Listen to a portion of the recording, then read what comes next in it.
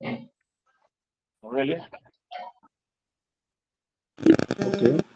Yeah, we can see your Oh, screen. yeah. Okay. See it now. Yes. We can. I can see you. So good. Okay. Okay. Thank you, everyone. Let's see what's finished right now. So, like I said before now, our talk this evening is not it just I'm gonna give a little background of what we're gonna be talking about, and then but we're gonna spend much of our time doing the practical aspect. And then if time couldn't permit us to finish everything, please feel free to engage. So we can have after this presentation, so we can have more discussions on this. Now, what we're going to think about, like it was said during the introduction part, um, is application of generative AI to advance academic productivity. Very important. The reason why this is very important is when we look at today, AI has become is becoming a major part of our life, and we cannot say as an academians we cannot use it. If we say we cannot use it, we're shooting ourselves.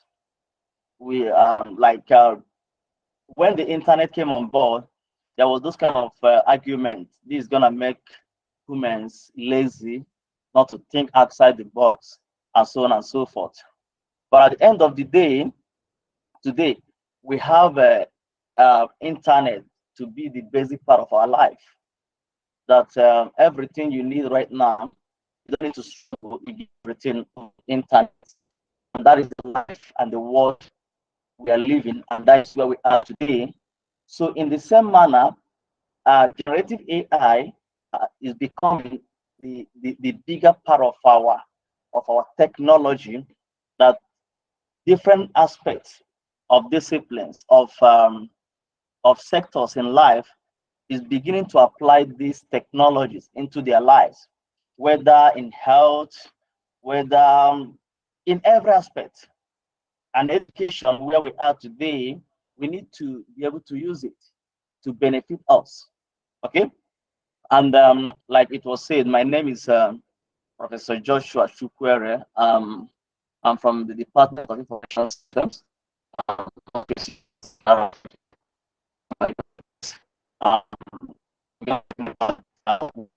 research on what I'm currently researching on today, on how AI different AI aspect like your chat GPT, on how it can be applied, the ethical part of it, and all those arguments that are being copied on today in the academic environment.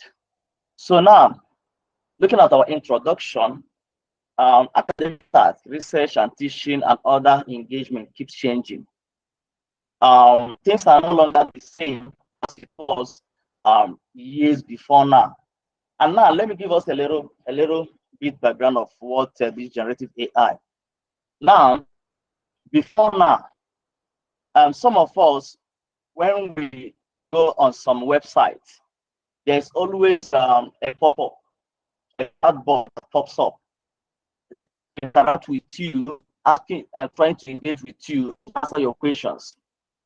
That very pop-up there is a typical AI in action, and that AI chatbot, right, which has been trained through machine learning using machine learning algorithm to respond to questions. Have been trained in a number of questions, number of tasks. I can be able to interact with you and then ask you, what do you want? You say, I want this. How can I help you? And then and on and on and on and on and on. It engages with you through to the time. Can say to you, okay, goodbye or whatever. That is AI in action. In the same vein, things became much more interesting in 2022 when ChatGPT, November 2022 to be precise, when ChatGPT was launched by OpenAI. And then it becomes a more or less a revolution across different sectors of life. And now, we academians, are not left out in that very space of generative this ChatGPT. And looking at what OpenAI have done, and since that very time till now, since 2022 November till today, there has been a growth in um, companies coming up with something of that nature, from your Google to Microsoft and so many other big companies that you know, and some you don't even know, have been coming up with different this kind of generative AI to engage with users, to engage with people and everything. So now this is a fundamental shift, a fundamental change.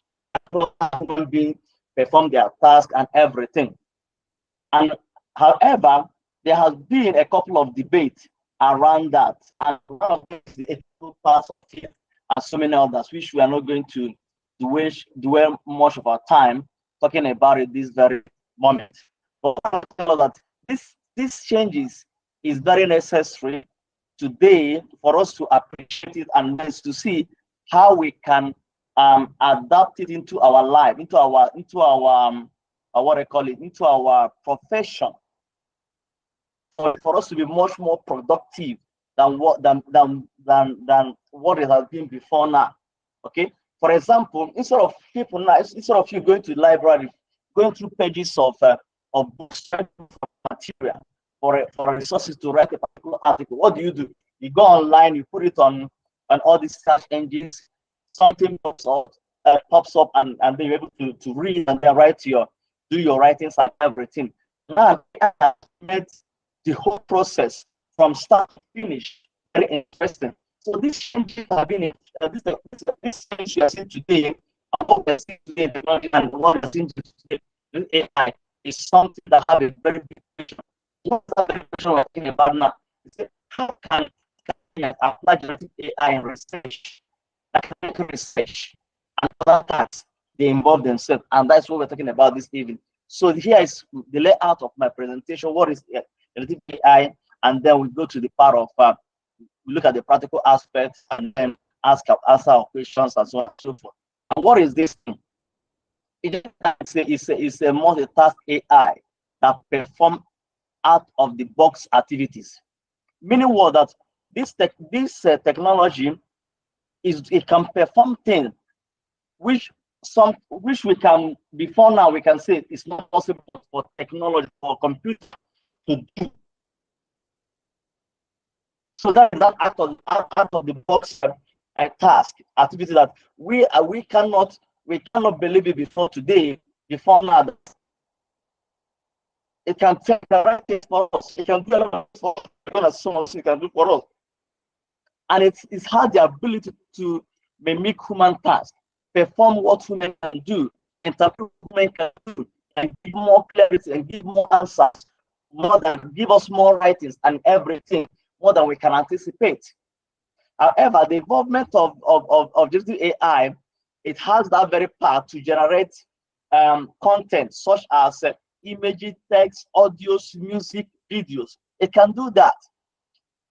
Okay, so generative AI is that multi-task AI that something that human being cannot understand, cannot imagine. Can this be possible? Can technology do that? And that is what generative AI is simply doing for us today. Now, how can it apply in academic environment? Can we apply it? And how can it be applied? Simple thing is it can be applied in research, in assisting you to the point of coming with a research topic, which we're gonna see. They're helping you to generate your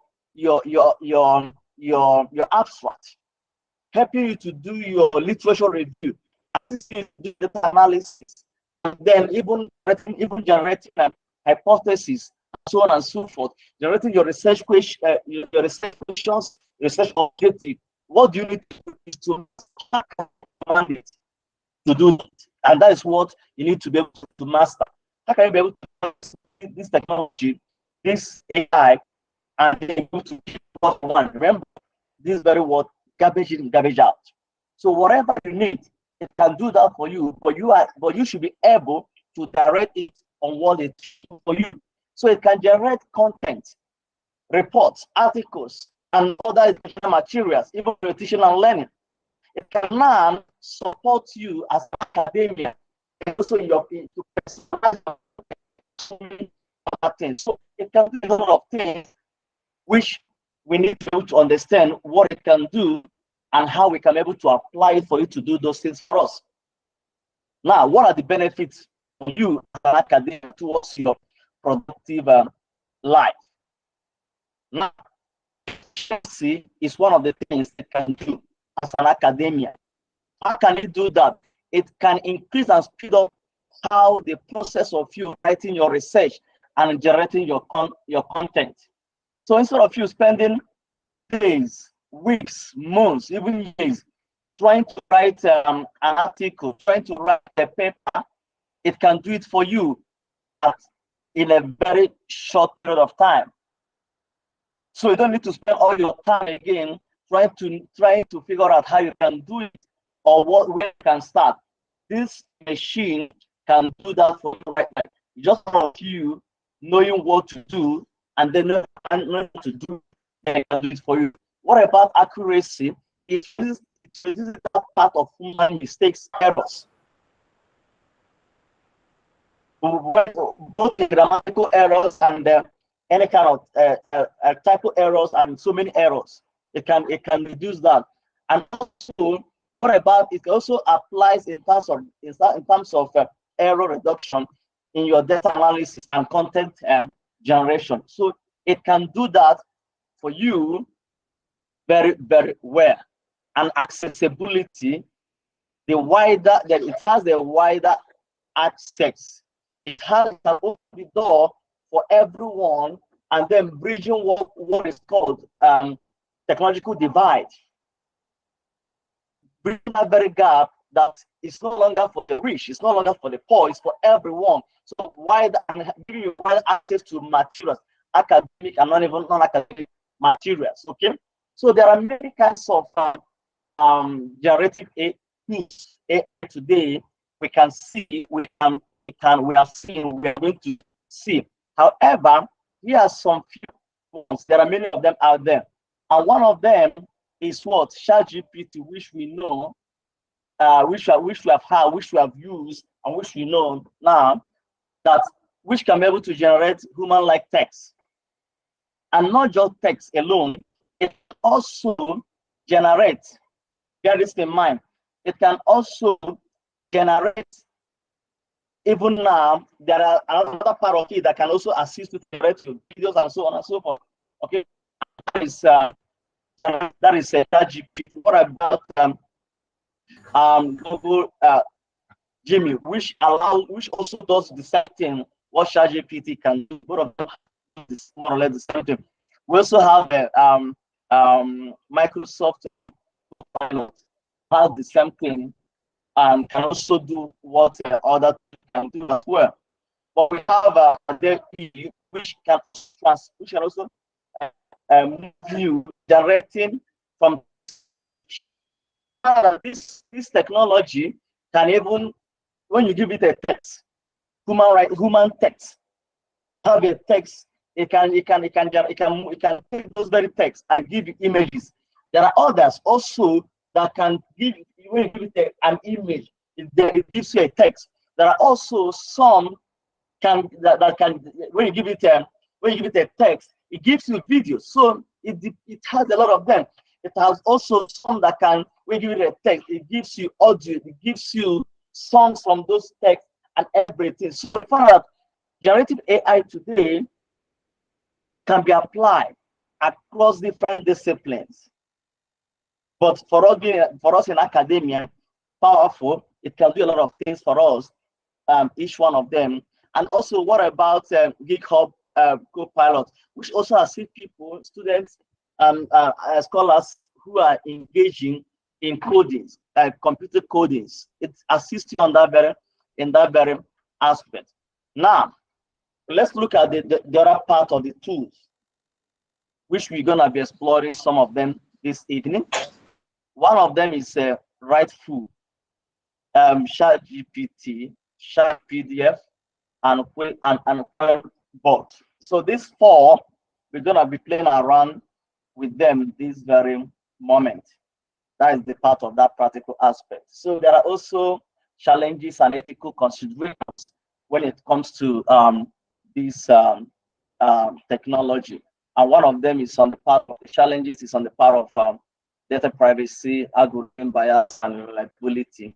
And then the aspect of data privacy is somewhat be able to maybe showcasing the things, making some information, and they release some things, and so on and so forth. What about the algorithm behind it? Can it be able to give you that kind of, can you be able to trust what's the biasness? Can you be able to give you that sort of information, data that can really be of good report and so on and so forth? And also it can be reliable. Whatever you cause on it gives you that very content that you need and so on and so forth. What about the ethical considerations, which plagiarism and stuff like that? Because and that is where academians are questioning this generative AI today on the part of plagiarism, of which we know it by now that all these plagiarism detecting tools, systems like your authenticate, like your Turnitin, and so many others, all of them are now having this uh, built-in generative AI detectors to know whether the text you have generated is it written by you or machine. And those things are there. Academic integrity and accountability. Remember, it's an evolving path, which is still a lot of things still to be done. Now, let's look at this practical case study part of AI in academic research, and that is where we are now, and that is where we're going to focus much of our attention this very evening. So now, I would like us. Is there any question before I proceed from this point?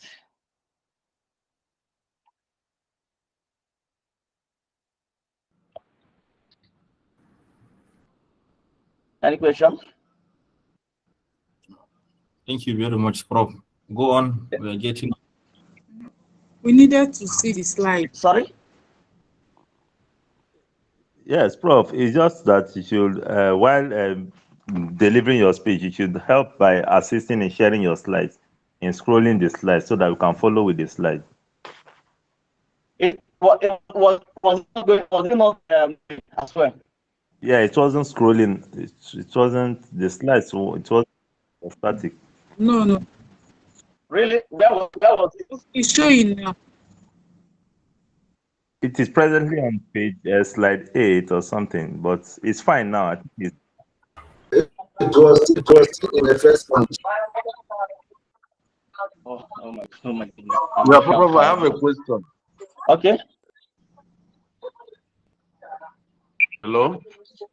Yes, I can hear you. So please, let me make this remark. If you want to ask a question, tell us your name and the country you are calling from. Okay. Yeah, my name is Dr.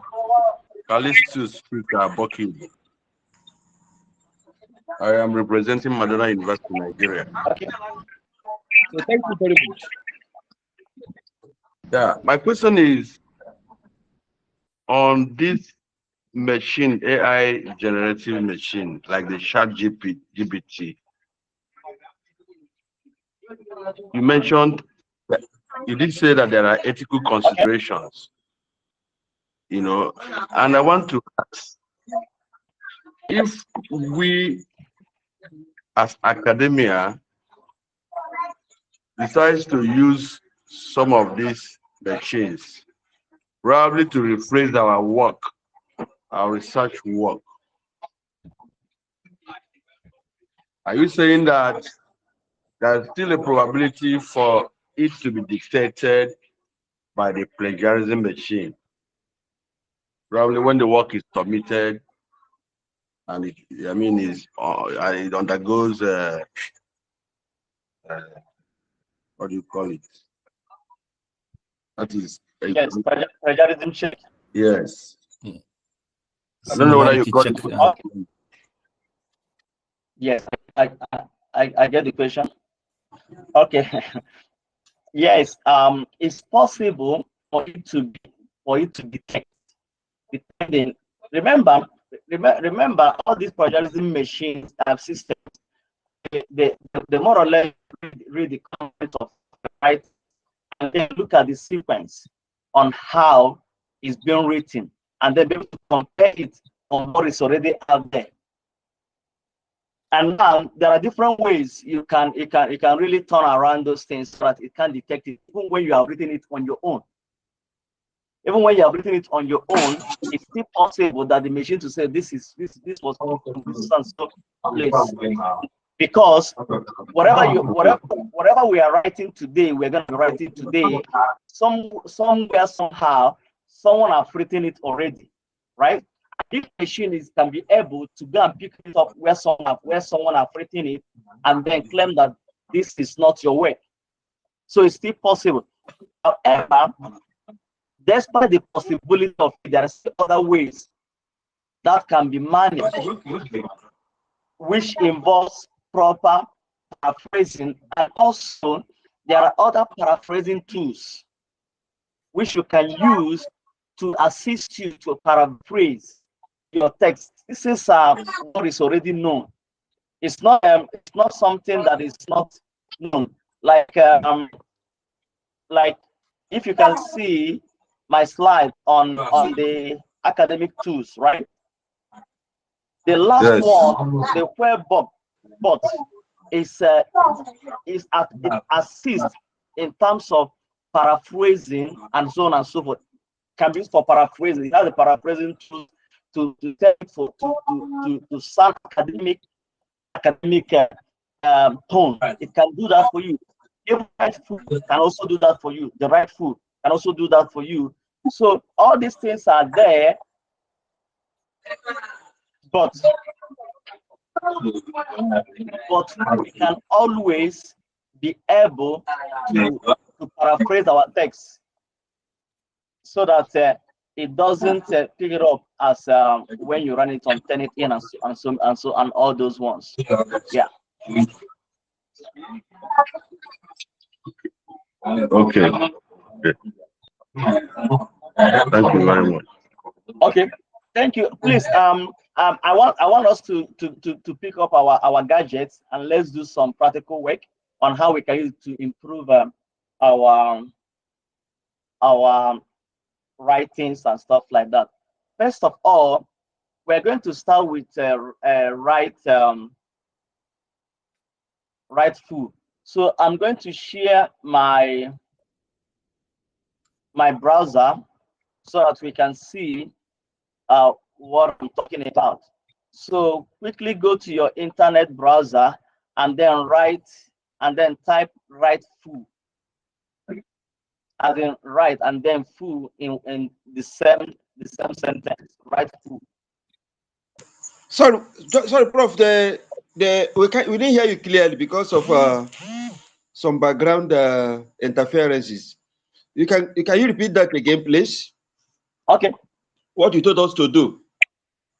You know, some of us are still having some challenges hearing you clearly. Oh, I'm sorry. So please, can you tell us what you just said now? Because many of us our laptops are on. Okay. So we can follow. Thank you very much. Okay. Thank you, Doc. Thank you, Shia.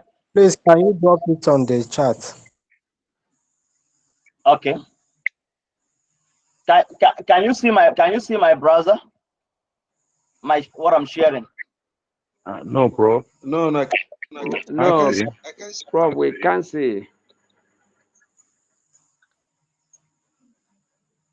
Okay, I said go to your browser, type write full. Right. Write full. As in WRI. Okay,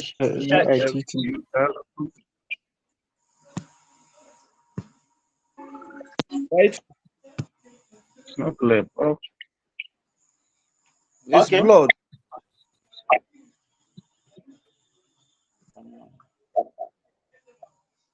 Can you check it? Can you all see my sharing? Not really, Prof. Yes, I think it's Rightful.com. rightful. Yes, rightful.com. Yeah. Yes. Rightful. .com.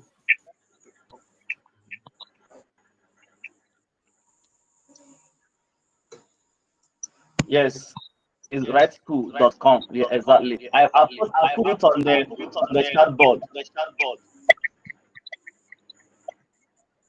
Rightful as one word. Yes. Yes. Rightful.com. Exactly. Okay. Now, when you open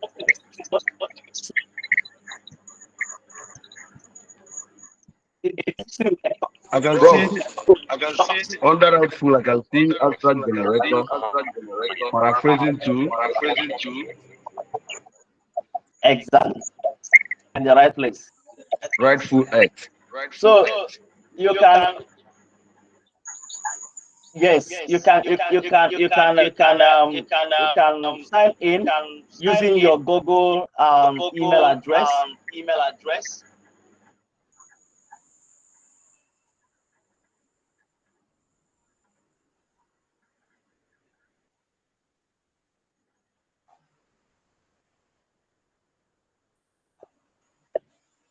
We following.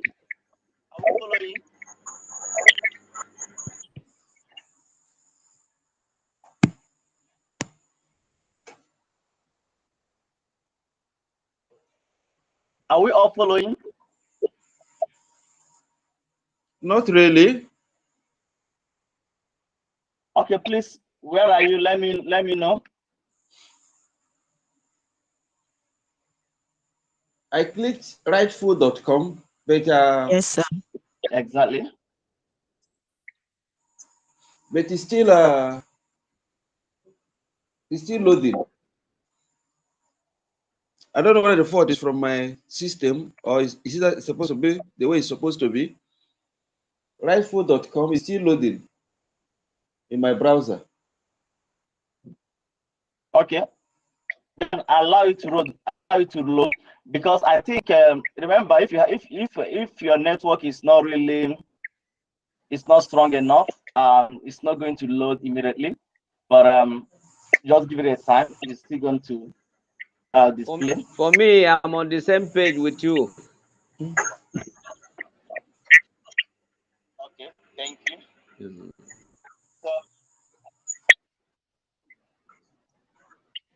Okay, thank you.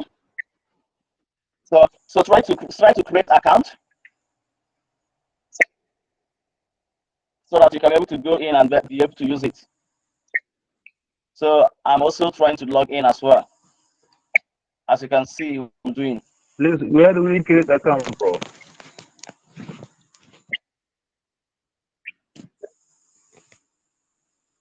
Click sign in. I'm seeing appointment.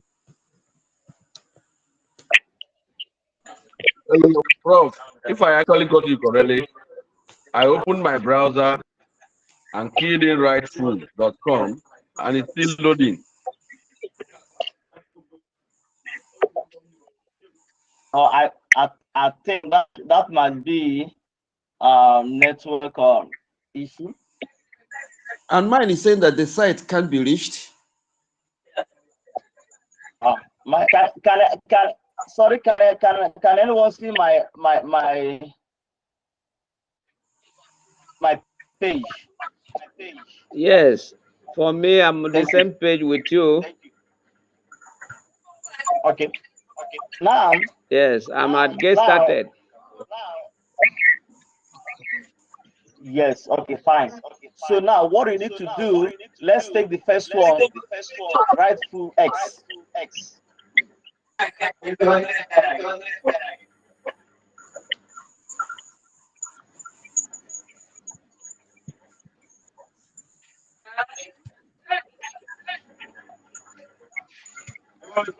Okay. From here right now, when you look on your left hand side,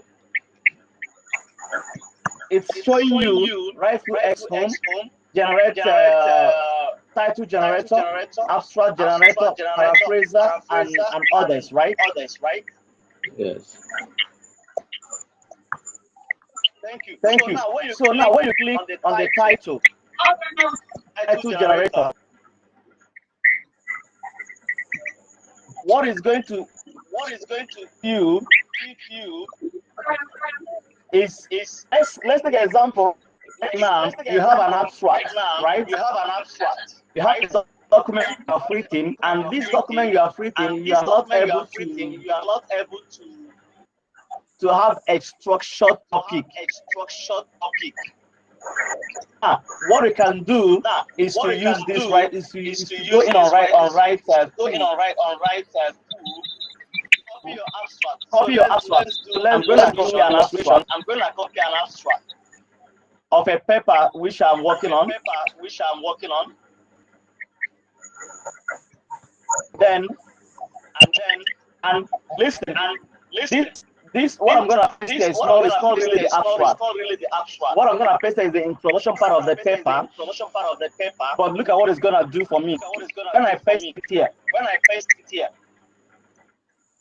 and I say generate title,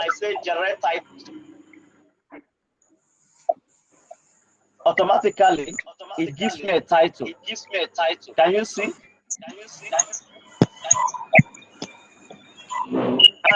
And if this title which I'm having right now does not really, I'm not happy with, just click again, title, and then it gives me another title.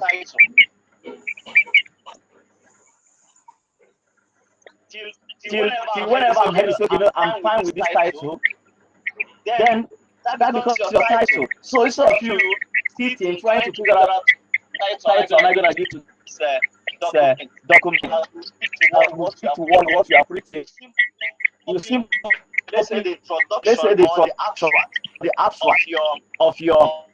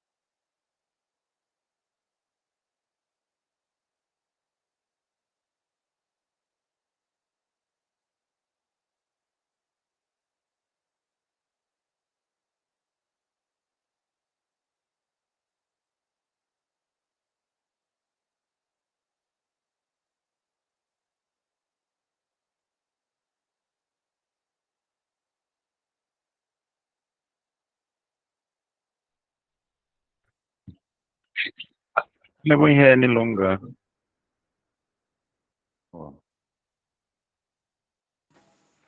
Hello, Prof. We can't hear you again.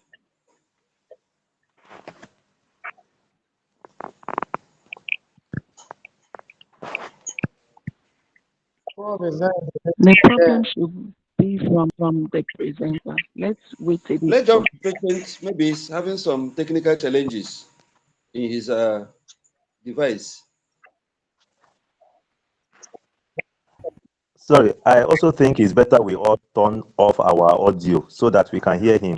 There are so many audio that is on. If you turn down your audio or you mute yourself, we can be able to hear him loud and clear. So there's okay, so please, many. yes. Please, I mute every person. Mute every person.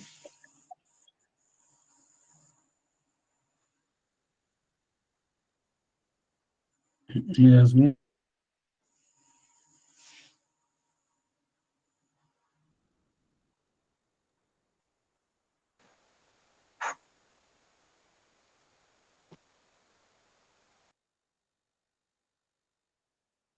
Hear me?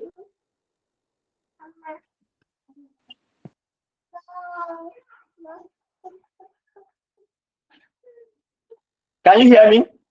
Yeah, we can hear you, Doctor Prof. We can hear you, Prof. Can everyone hear me? I can hear you myself. Yes, I can hear you, sir. Bro, we can hear you now. Yes, yes, Prof, we can.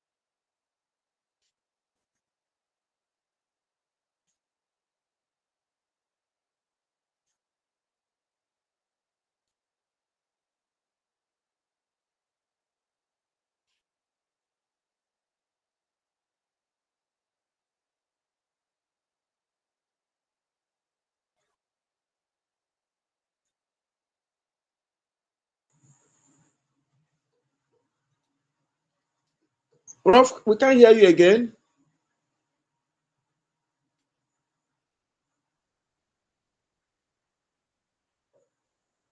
Hello, Prof.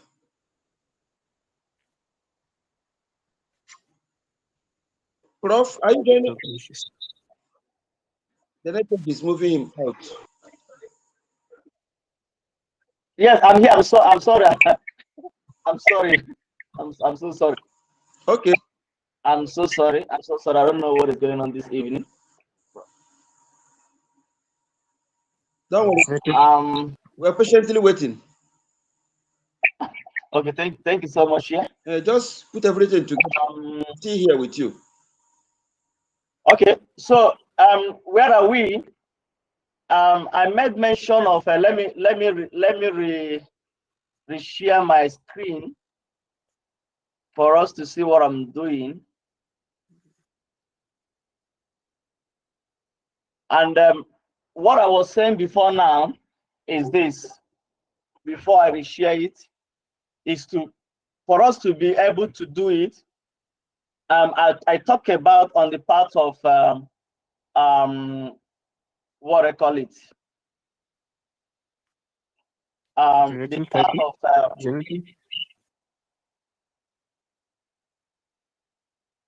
okay. Generating title. So I have done the part of a topic title generation, right? We did that, right? No, prof. That was when network pushed you out. Oh, I'm sorry. Okay, let's go back. Can you see my screen? Yes, prof. Thank you. So I said first thing we need to do is to create account on Rightful, right? Yes. Thank you. And after you have We done have that, already done that, sir. thank you so much. And I said, look at my screen. What you can see right now, I have clicked on title generator. When I click that, this is what I see. It say the information paradox for black hole. That is what I'm seeing, which can be removed. But at this level, what you need to do, this section where it says abstract, go and pick up your work. Let's say you have written a document and you are not happy with the title. You want to change the title, right? Or you send your document for publication. They're saying, okay, can you reduce this title? Can you do something on this title? And then you are struggling to say, what title am I going to give to this document? Don't worry yourself. There is a way to do it. You simply copy the abstract of that very document or the introduction of that document that you have. You come here, you paste it. So I'm going to do that. I have a document that I'm working on.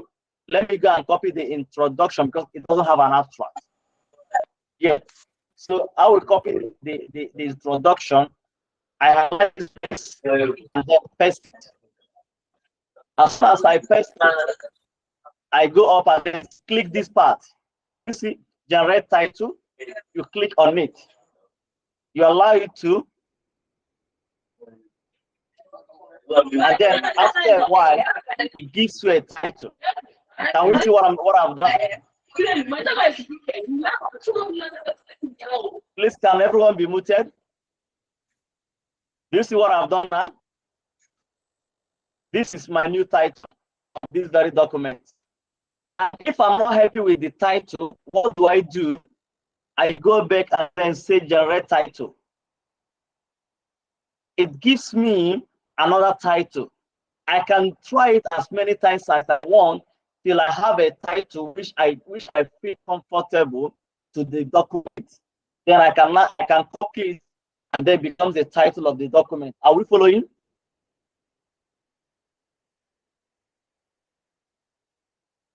Yes, sir. Prof, Mr. Sorry, sir. I want to ask, where will you click? Is there any question? I say, where will you click to copy the abstract? Where will you click to copy the abstract before pasting to the site? Okay. When you click to copy the abstract, is to go on your document, the one that you have. Remember, you have a document already with an abstract, right? Or you have your document already without an abstract, it has an introduction.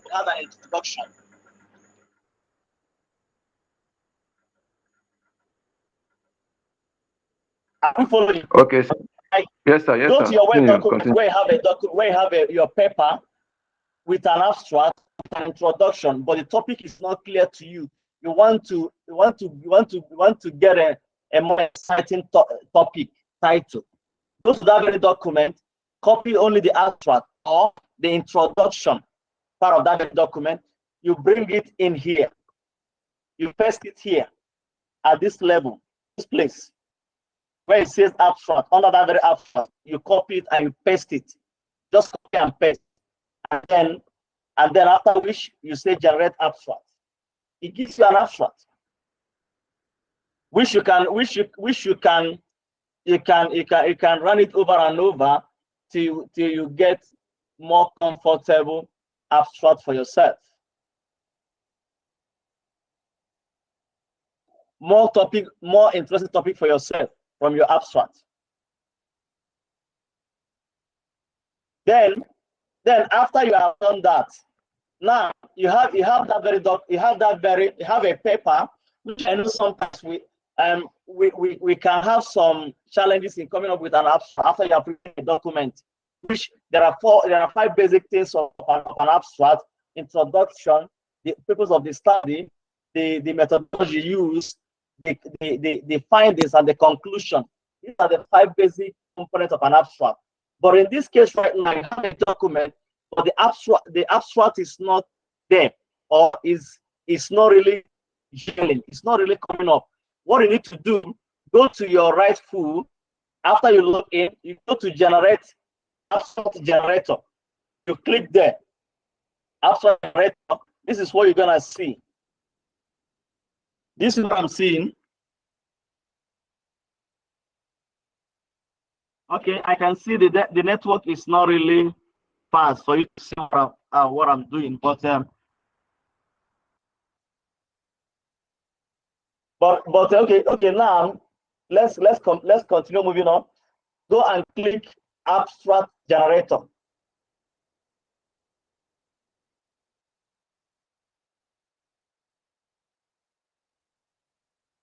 Okay, click abstract generator and then copy the whole content of that paper. Paste it on this very space, which I can see that it's not really I don't know what happened. My screen is not really moving the way I'm saying it. I'm so sorry for that. But just follow what I'm saying, even though the screen is not moving at the same time. You can just follow what I'm saying. Okay. Then you click on your abstract generator. You copy the entire document. You paste it there. Okay. It has moved. I can see it right now. And after you have pasted the entire document, from the topic down to your references, you copy everything, you paste it on that very shape, and the way it says paste your paper from your introduction, to your conclusion. You paste it here, and then you say generate abstract.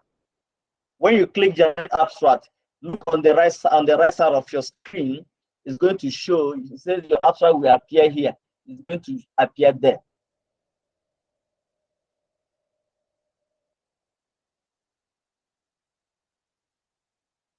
So when you have done that, wait for it.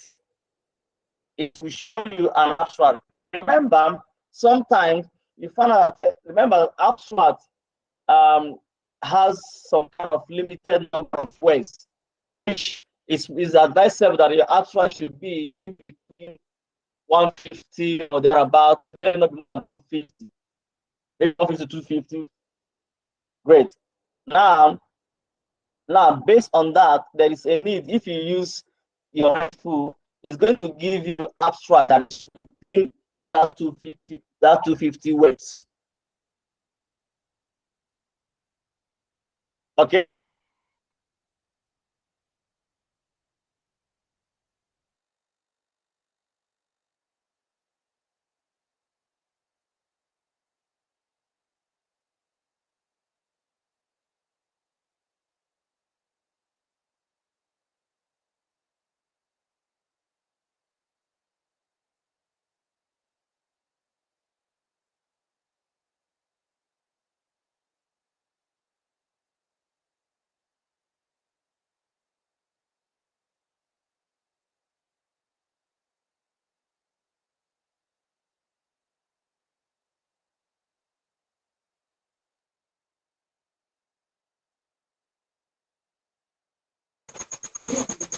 Hello, you are not hearing again, oh.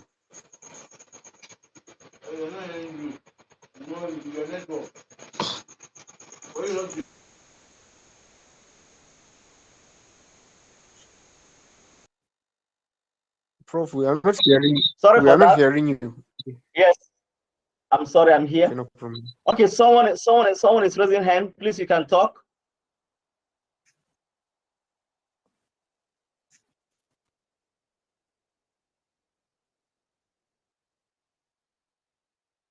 Okay, if you have a question, please, you can ask before we proceed.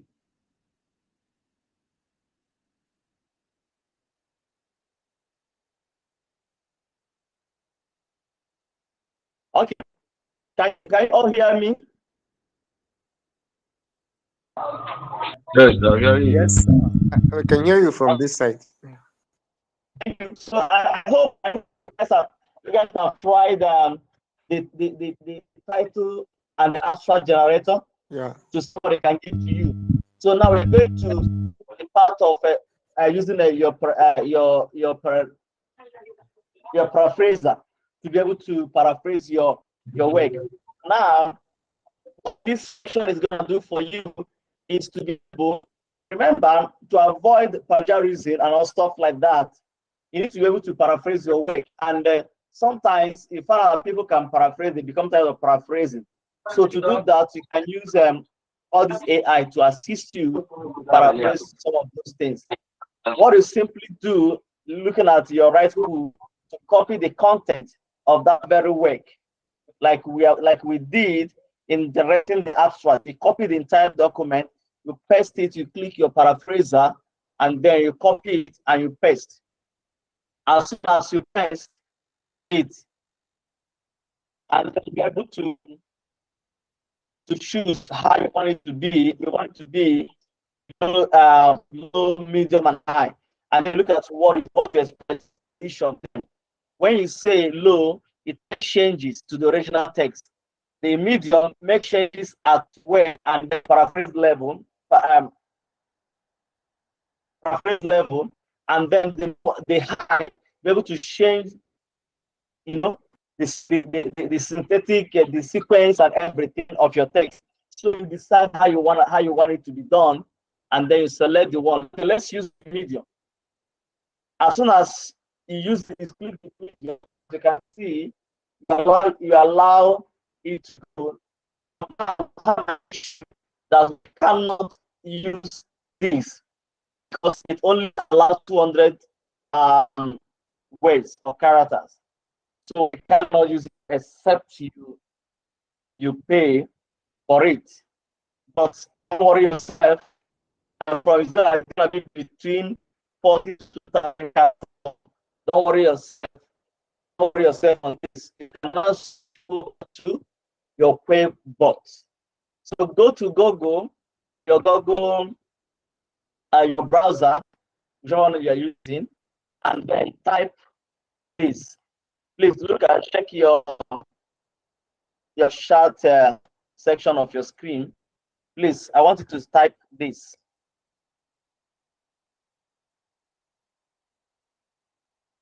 .com. And then this tool will allow you to paraphrase, do this, paraphrase as you paraphrase that very content. And remember, bear it in mind. These tools are there for you to use, but it doesn't remove the human touch. So for you not to sometimes can paraphrase your text and move it away from the original content. So you should be able to read and know whatever you have gotten, is it really what you are looking for? Very important. So don't just rely on what you have gotten or what you're going to get from this AI. Be able to read be able to read your document to ensure that the content is really what you want. So I believe every one of us is there on, we're all together on the same page. Okay, so if we are all together on the same page, what we need to do right now on your We are not together.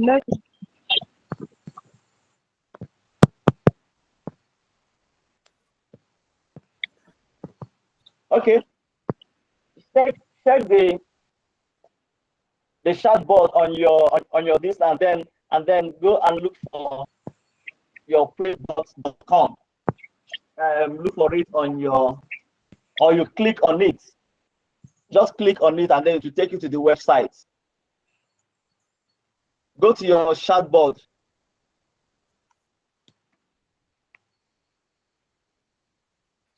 Okay, go to your chatbot box.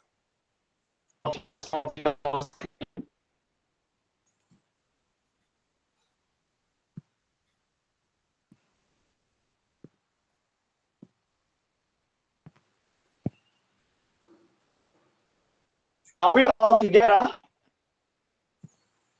Before I proceed. Yes, Prof. We are there. I am okay. there. Thank you.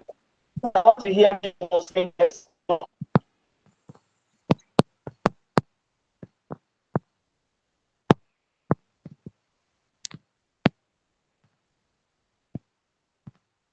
Some of us that are there, please, you can guide others by typing on the chat box for them to click where they need what to click on, please. You can comment there so that others can follow.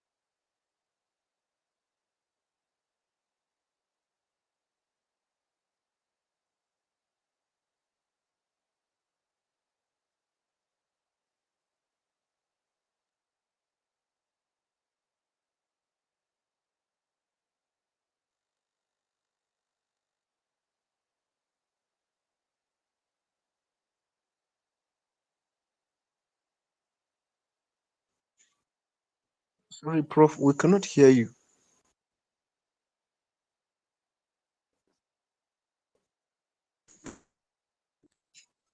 Yes, I know. I'm sorry. I was Oh, I thought I was maybe the not only one. sometimes. No, I'm sorry. I'm not the only one. I can't hear myself. Okay. So, Prof, I wish to request if you can take it up from this slide again. sorry. Yeah, if you can take it up again from the slide, current slide Okay. on. Actually, because there is network. Yes. Okay. Okay. Now, let's start with our right foot. Let's do that one first sharp. Okay, go back to your right foot. I know you have not closed. Don't close these things because we don't go back and forth. Back and forth. And let's go to our right foot. Let's paraphrase. And we have done that. So let's paraphrase with our right foot first.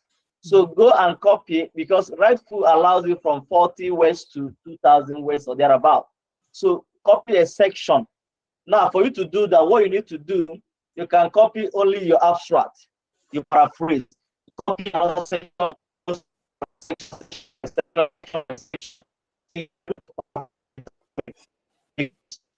course, of your work is from somewhere. So there are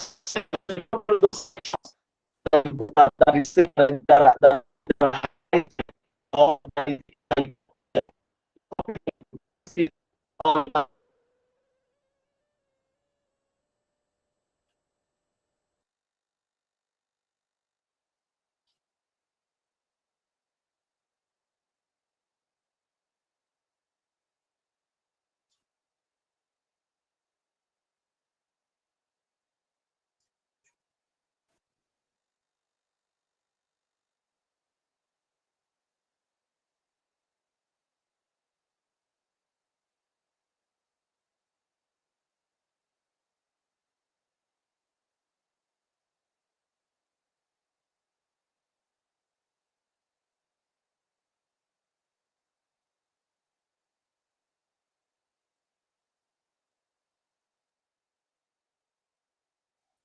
okay. I'm really sorry this evening, my people. I don't know what kind of network challenge. And I tried to use another this thing is not. Can only see that I can't be able to perform what I'm doing on that. But it's fine. Let's take it gradually. Okay, what I did was to copy like what I was doing before now. I copied this the production part of my work. I put it and I say and I copy the change where that's what I did, and that's what I'm choosing. So now and I click that. Look at what I have. When you do that, it's change your text, show you where change and that is what you do to paraphrase your way. I see that my screen is not moving the way on this and then tell us your experience. So let's move forward. That's what on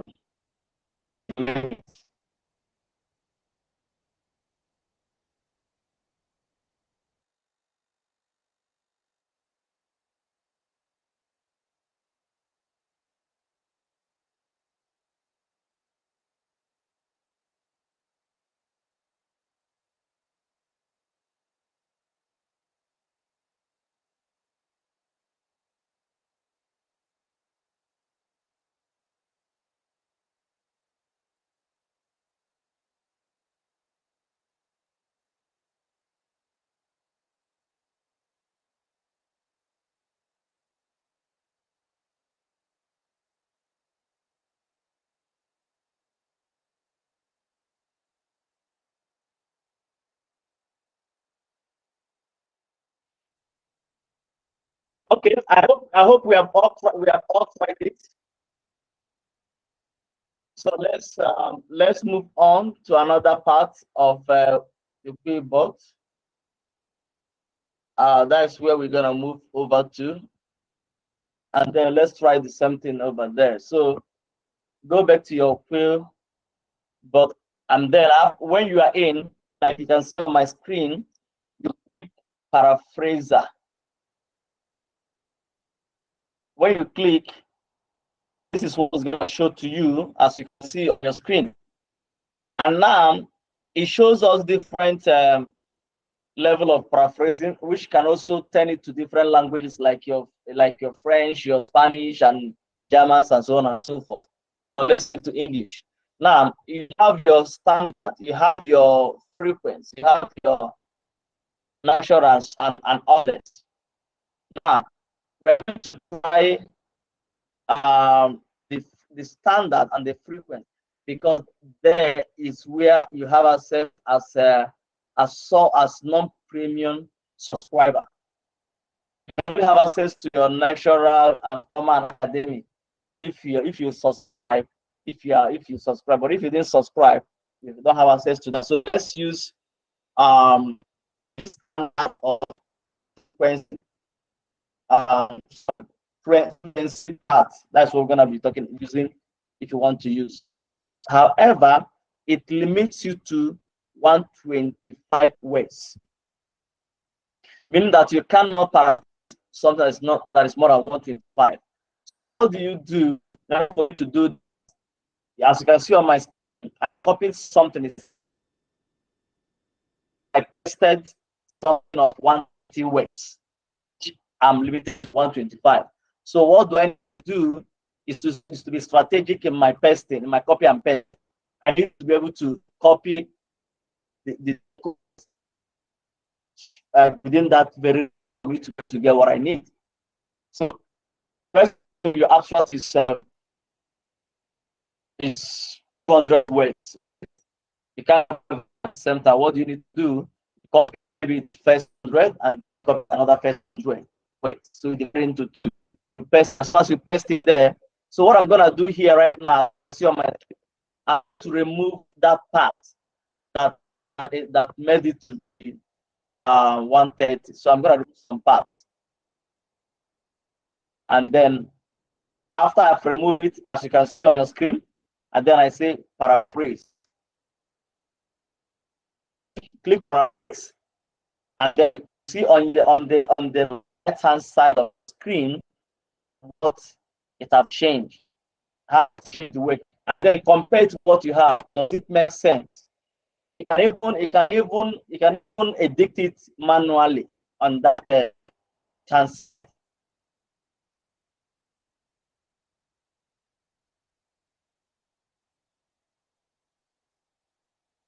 Okay, so look at what I pasted, look at what I have. So you can even edit the text manually if what you are looking for is not there or the sentence is not correct. And when you click text, it gives you some suggestions of text that you can choose from. You proceed, choose, okay, I want to change this, I want to change that. It gives an option. When you click on each of them, please say this so you can understand what I'm talking about. So, and that is how you can paraphrase text, each and every section of text. Try it, and then you can understand, and then try it over and over.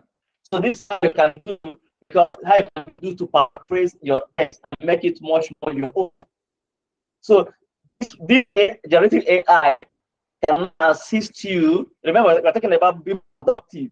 Can assist you to paraphrase something that you see there for a long time, trying to paraphrase, trying to paraphrase this text. But with this, you can be able to paraphrase your text as quickly as possible.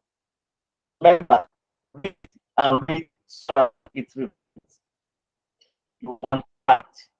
Don't just paraphrase and then let it be. So as see on your screen when I click, when I put my on industries, shows me different text or different words I can use to replace that if I'm not around it to that. So showing me many sectors, multiple sectors, and so many others. So you can also do that way before you get to the level. And after you have done that, paraphrase that, you can pick this part. You can see the dot at the end of that box. You can click there. There you can copy it, or you can have the whole text by using your keyboard Control A. As soon as you Control A, it automatically highlights the whole text. Then you can now, okay, as soon as you click Control A, you can now highlight the whole text and then be able to give you can now be able to copy whatever you have gotten and then paste it to replace the previous content of your document. That is how to use the generative AI in your paraphrase. There are many other tools you can use, but this one that I've tried and I do the work. So there are many of them. Go to your browser, type paraphrasers. You can see a lot of them. Even some that will give you more words. If they were to paste more than 125 words without you subscribing without you subscribing, hey, but with this, you can what you need. So now, also your people will also give you more things to do. Not only paraphraser. When you click on the right, on the left.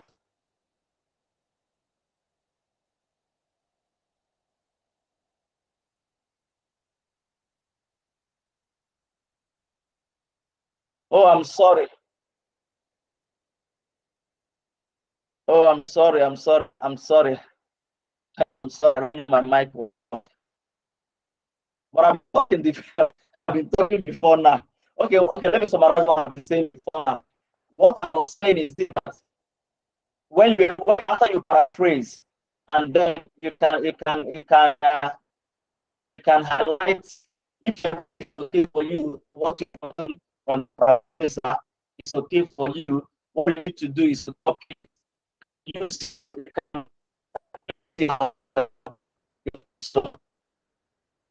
and the end of the screen where it shows does the copy and copy symbol.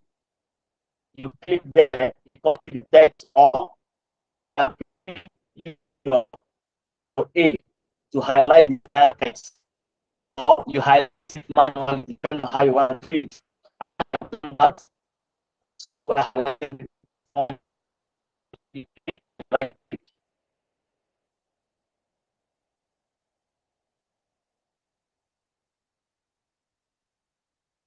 When you right click and then you say copy, and there you go.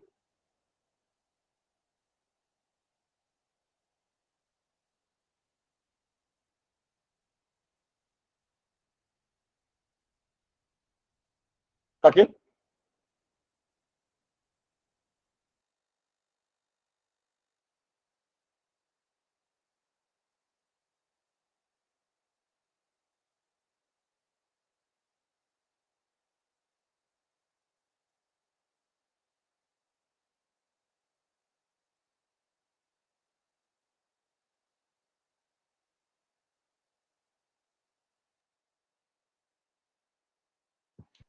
Okay, thank you. That is how you can use your Quillbot to do that.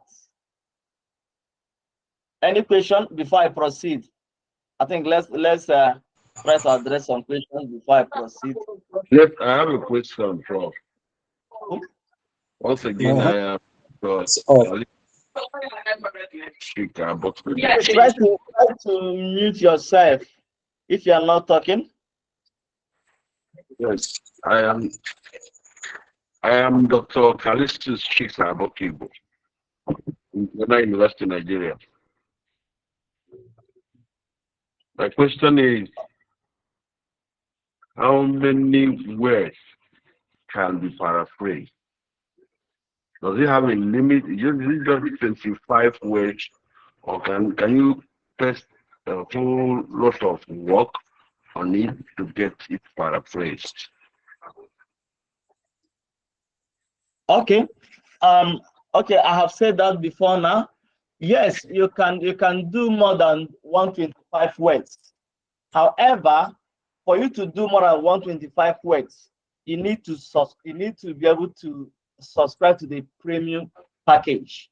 Remember, we're using the what I call it, the free version.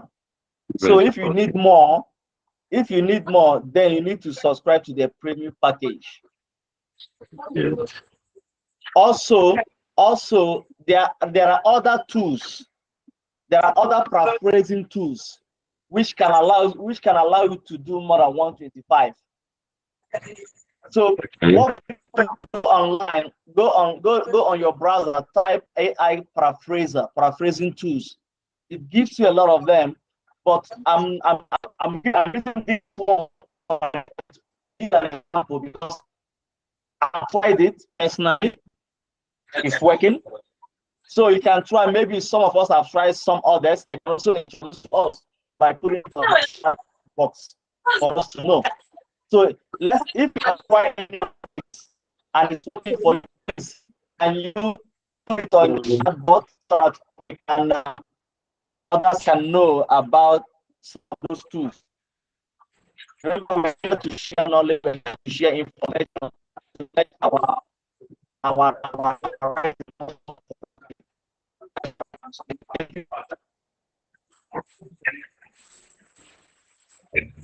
Okay. Thank you very much. Any other question? Yes, my hand is up. I don't know if you can see it where Yes. you check the icon. Can I go ahead? Yes, sir. Okay, thank you so much. Thank you so much. I'm Dr. Victor Sunday from University of Port Harcourt. I want to commend this forum, higher institution staff forum. I guess this is the first time I'm joining this, and I've just learned some new things this evening. I think it's my friend Omunakwe that dropped that on our professional platform. And I don't know, is this all that we are getting today? Is it just free? We are making some payments. Are we also getting some certificates? And the two things I've learned this evening is about Quibot and the rightful, though network has not been quite friendly for us to see the demonstration. But I think with those links, I will go back to practice and see what I can gain from there. But my question also, goes to address this issue of, using AI to generate abstracts, generate paper, and so on. Now, my, concern is, won't it make us to be intellectually lazy? Yet, on with the trending technology. So, to what extent, can we actually work with this? Because you can equally see that even within our examination halls, we are battling with students who quickly, use AI. Once they snap the question, once they succeed in snapping it, all the answers come out and they start writing. If you are not smart enough to, and it's making most students to be quite lazy to read. Could you just address this aspect? And then I also Sorry, noticed, sorry, I sorry, also, sorry, I sorry, also doctor. Sorry, Yeah. doctor. Okay. Sorry, doctor. Sorry. Hold on. Okay. Before you proceed, I think I lost you somewhere where you, Okay. yes, before you talk about students when they snap it, it makes them. I think you said something about it makes them lazy to read. That is where I Okay. lost you. Oh, Yes. okay. Yes, yes. I said I'm quite excited about what we have learned today, and I will actually go through that. But my concern is, won't this AI using it for paper writing, abstract writing, would it make us to be intellectually lazy? Because currently most of the time we try to battle with students in the exam hall who also have gotten AI tools that once you snap question automatically generates answers to them, and if you are not smart enough in the hall they start writing. And I think it's even from this student. I heard about ChatGPT the first time, and I know that in South Africa some universities also are quite concerned about some of this AI and so on. I want you to maybe address that. I know that's your area, information tech and so on. And then lastly, I see that some of these platforms also have limitations in our usage. For instance, once you go in and you get to some point, it will require you to subscribe and make payments. Is there no way those of you in information tech can actually, come up with open source AI that will be free to use? That because I'm advocate of open source, softwares. So I want you to address that, so that except maybe the platform is your own, so we can go ahead and subscribe. And then what about what you also generate from those AIs? What's the implication of the copyright? Because if you use plagiarism platforms to check that, and then won't it refer you back to that platform and so on? So I just need you to address some of those things. Thank you so much for giving us these wonderful lectures, and thank you also to the Higher Institution Staff Forum. God bless you. Okay. Okay. Thank you so much for that. First of all, let me start with the last. Of course, there is a worldwide concern on these technologies, the impact and all those challenges. But despite those impacts and those challenges, those negative impacts, we also be mindful about the positive impact, because every technology today that comes out, there's always the negative aspect. But we cannot say because of that negative aspect, then let's not go into it. Like when I started by saying that when internet came on board, there was those kind of concerns. It's gonna make human lazy and everything. But not just the laziness aspect, but rather it enhances our productivity, our everything. We cannot say because there is aeroplane, we cannot use it. Let's walk from Port Harcourt to, let's say, to Abuja. No, Are we no. doing ourselves a favor? Or let's use camels, let's use donkeys? No. But does it make us lazy as human? The answer is no. It's all about changing how we use it, and that is very important. Now, in order for us to use these things, it's all about changing how we learn it, how we study it. Then that's why I made mention of that. No matter how you use it, you should be able to understand what you are using, what you have gotten from those platforms. Very important. Don't just copy, paste, copy, paste, copy, paste, paraphrase, and then read it and then understand the content of what you have written. And that is what I can say. But then now, when it comes to, and then the aspect of the open access, of course, Some of these things there are open access. There are one that that have that is open for Open source, open without source. subscription. Yes, there are those, but I have not laid my hand on any of them. But I know there are. That is why I said some of us here know some of those ones they can suggest, because we are all here to learn. Okay, so but these are the ones that I've used, and they are serving the people and everything. The only thing that like your that those limitations, that it takes you time for you to get that work. However, remember there is no way you can write your work and then it becomes 100% plagiarized. Then something is wrong. Then something is wrong. So let's try as much as possible to add our human writing so that it becomes our own, and that is very important. Even when it gives it to us, let's also contextualize the content so that it becomes our own, so we can defend whatever we have written at any time, at any day. Very important. Now, on the part of using it by the student and everything, it's a very big concern. However, what I can say to you, like the example you gave. Now, one of the things which we do over here is that when the student enters the exam hall and everything, they drop their phones. You don't go to exam hall with phone, the mobile phone. So there's no way you can have contact with your mobile phone. It's no. So that can be implemented in your institution.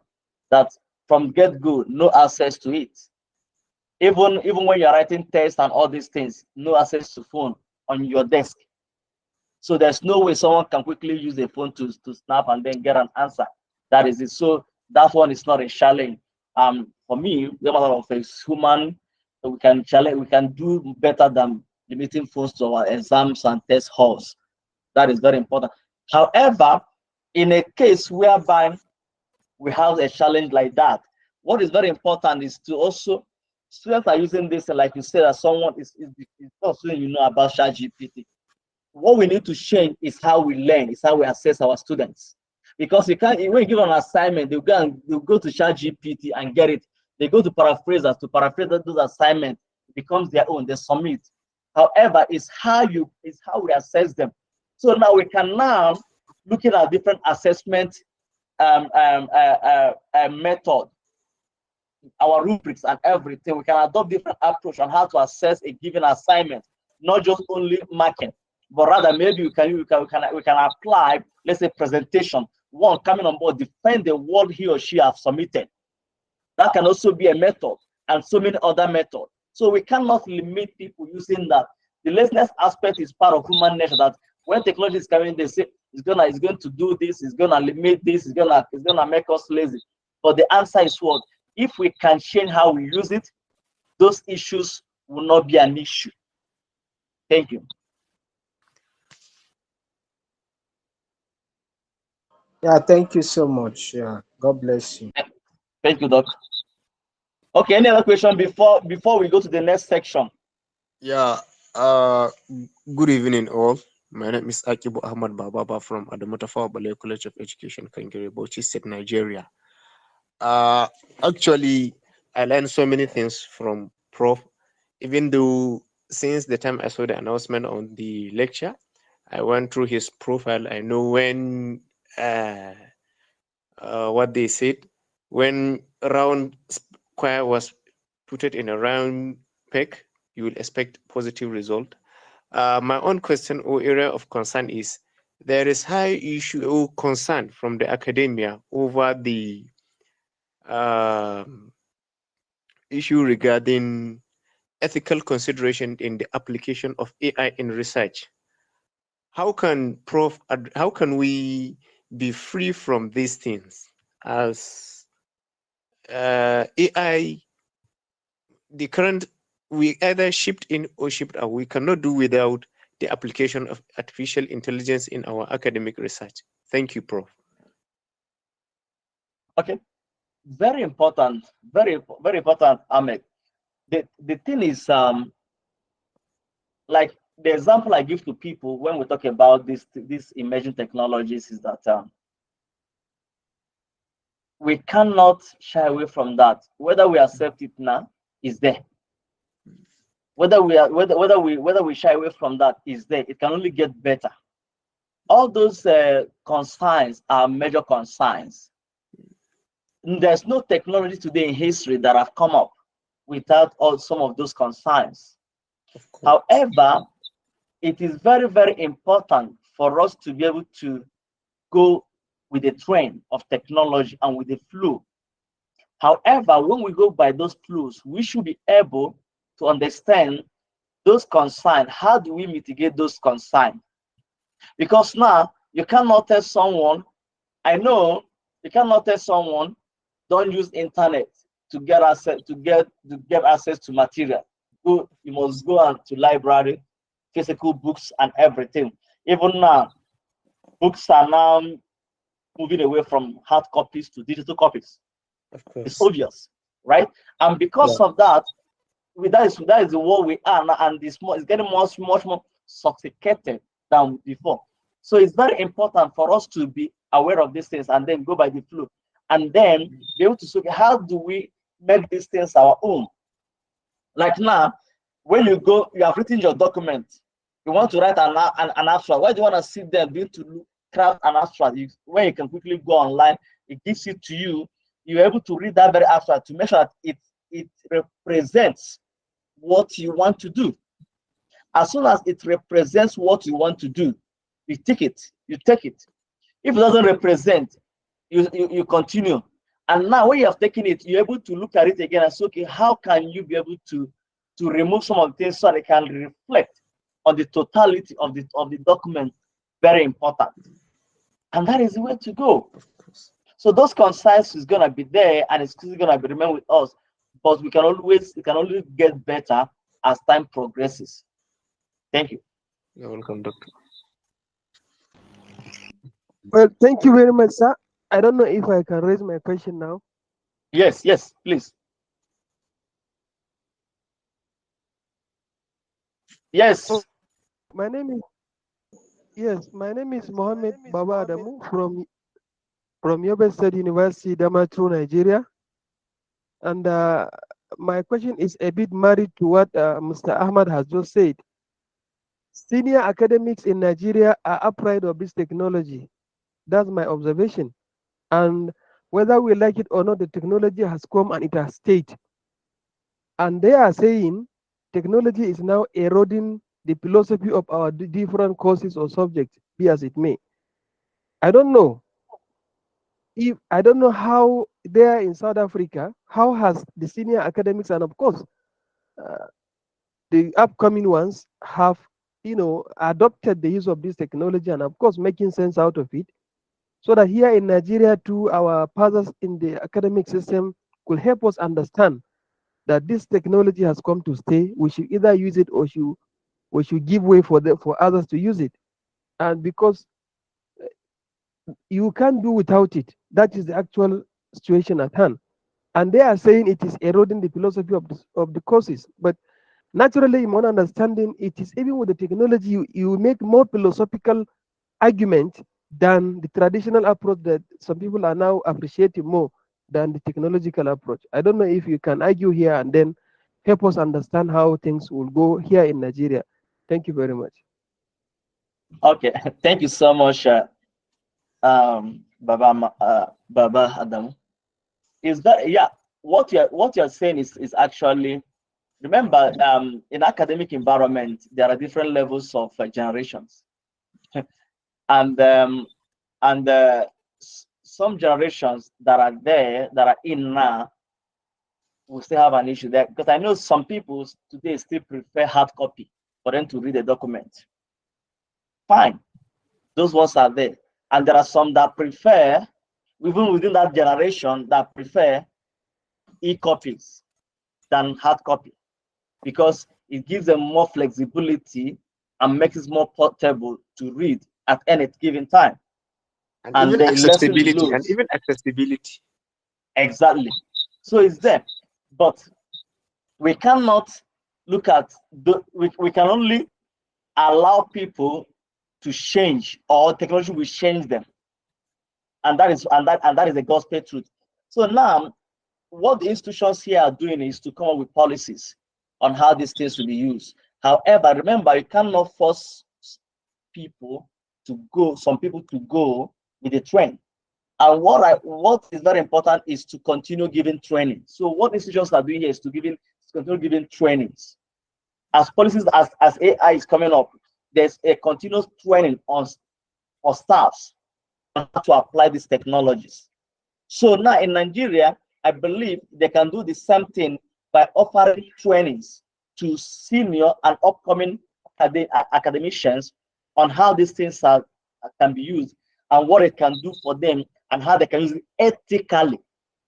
So that issue raised by Ahmed will not be an issue. So it's all about training, retraining, workshops, and so many seminars and everything.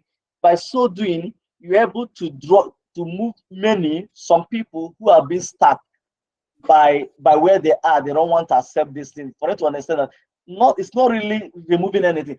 It gives you more flexibility, more access to resources. It helps you to be more productive.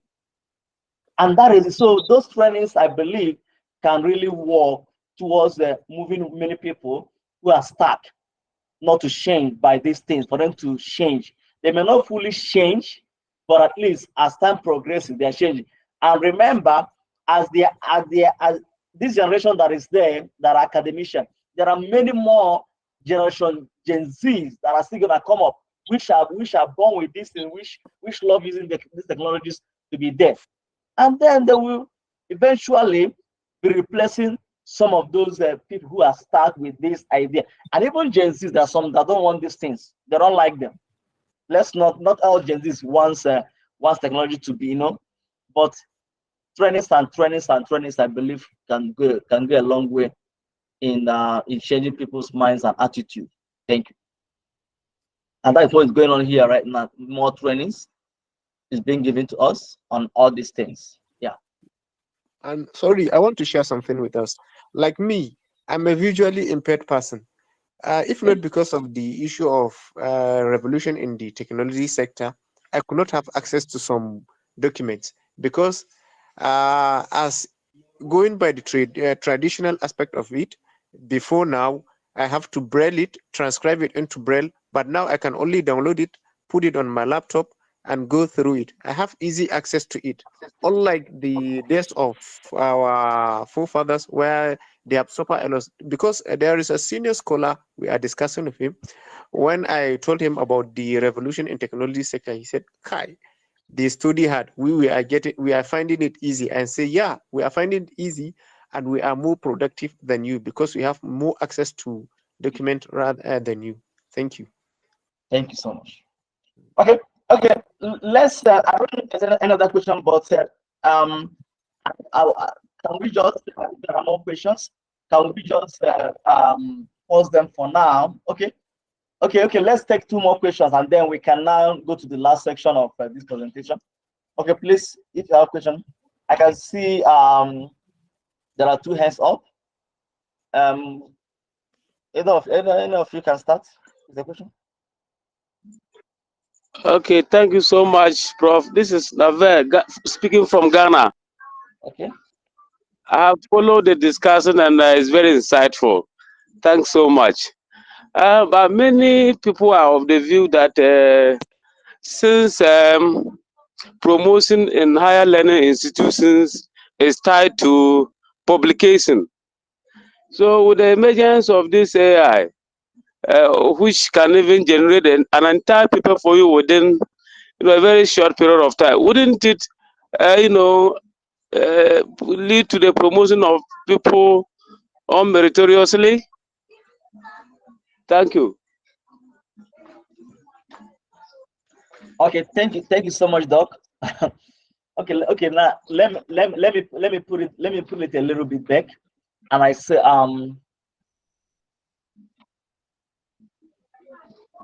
look at every human endeavor where technology is being applied.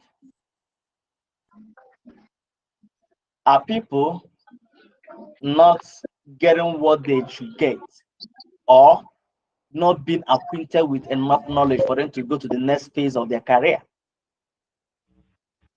Today now, do we know that, for example, medical doctors, you went to consult with to your doctor. As you are busy talking, explaining your issue to this person, the person is busy there going through his or her phone, because they have a library where some of the things you are saying is being installed to give them solution. Does it make a medical doctor not to be a medical doctor? And the answer is no. You know what I'm saying? Can it make a medical doctor not to be a senior surgeon? Because he gives giving you idea based on online or as scholarly idea in their profession. The answer is no. Rather, it makes that person give you quicker and more professional advice. That today, this person being in this level, about next time, go to the next phase. And the same thing applies to academic environment. We have to grow in our careers. And then how can we grow? When we bring these things into our careers, it doesn't make our growth in career not to be very grounded in what we are in our area of expertise. The answer is no. Now, let's assume you are able to write 2 papers in a year, and you apply technology, you're able to write 6, right? Those 6 are yours. But it has enhanced you have added extra 4 that it will make you to grow in your career very fast. So there is no issue of that very aspect, but it becomes an issue because sometimes we want people to scroll in their growth, which is not necessary. If you want to fly, fly. If you want to scroll, it's your own aspect. So it gives us that very platform for us to rise in our careers, do things in our career, be fast in our careers, and that's what I can say about it. We can have issues with that, but that shouldn't be the issue we should be talking about. Rather, let's talk about what can it do for us, the kind of knowledge it can bring for us, the kind of innovation, the kind of deeper ideas, deeper insight it can bring to us, and that is it. I don't know if I've answered you. Look.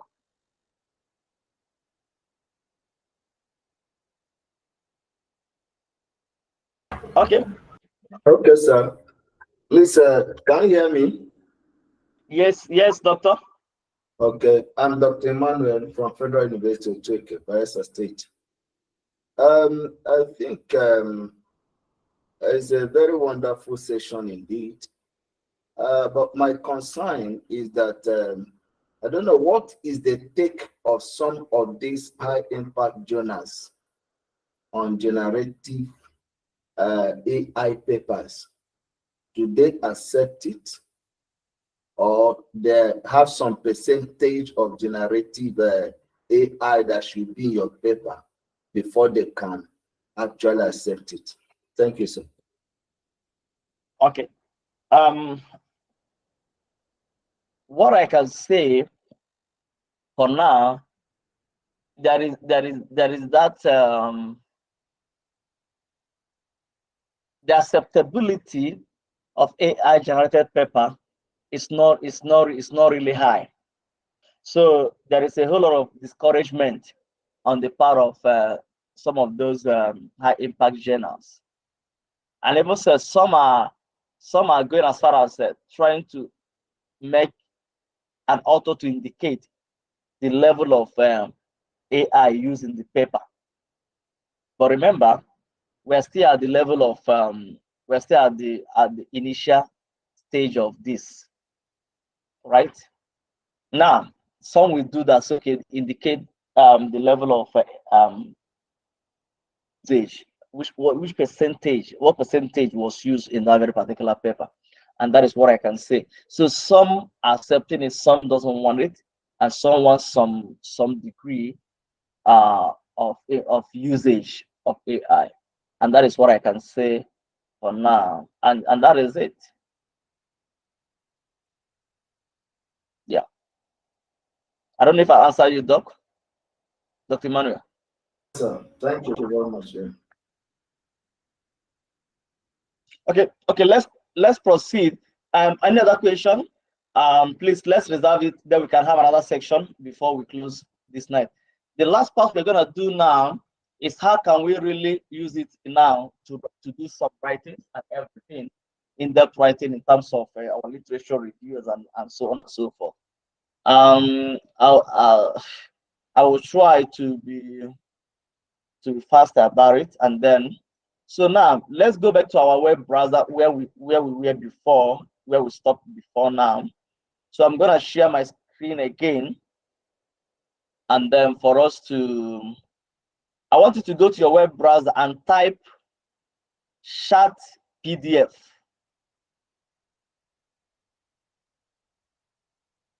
Chat. Let me. If you can see my screen, it's already there. Go to your web browser, type chat PDF. Remember when I was talking, I made mention of, look at it on the screen. I made mention that you can use this AI to do the literature review. So that's it. Instead of wasting forever trying to write literature review, AI can enable you to pass about it. That is where we are today. So okay, go to the chat box. You see what I've said there.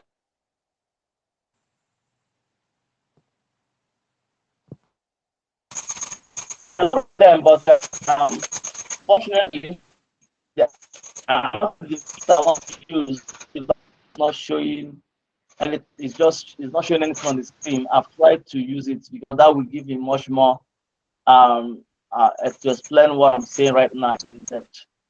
But unfortunately, it's not giving me some options to use on this meeting, this presentation. So I will try as much as I can. So I believe we are there, right? Click on what I put on the chat box. Just click on that www.chatpdf.com.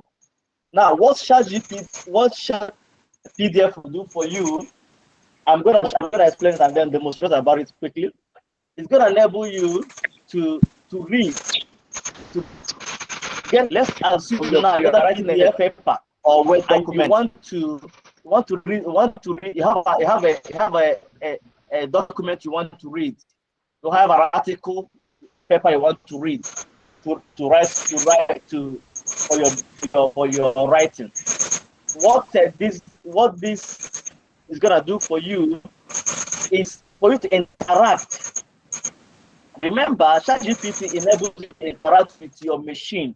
So this chat PDF will enable you to interact with your content. And for example, say, okay, give me this part of the document. It gives you that. You say, give it to me in one sentence. It summarizes in one sentence. Give it to me in a paragraph. It gives you in a paragraph. And now, what again it will do for you, when it gives you that, it can also give you the page numbers where it got that very content.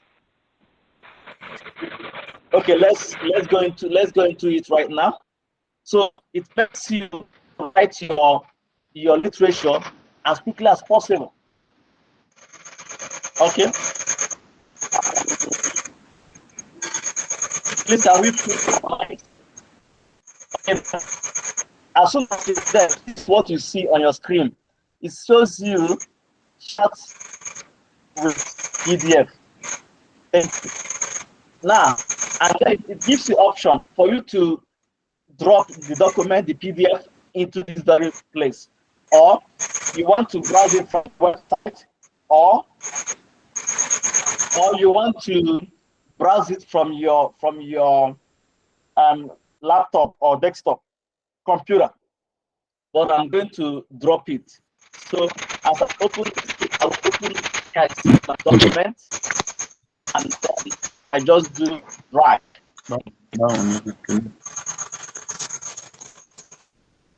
Are we on the same page?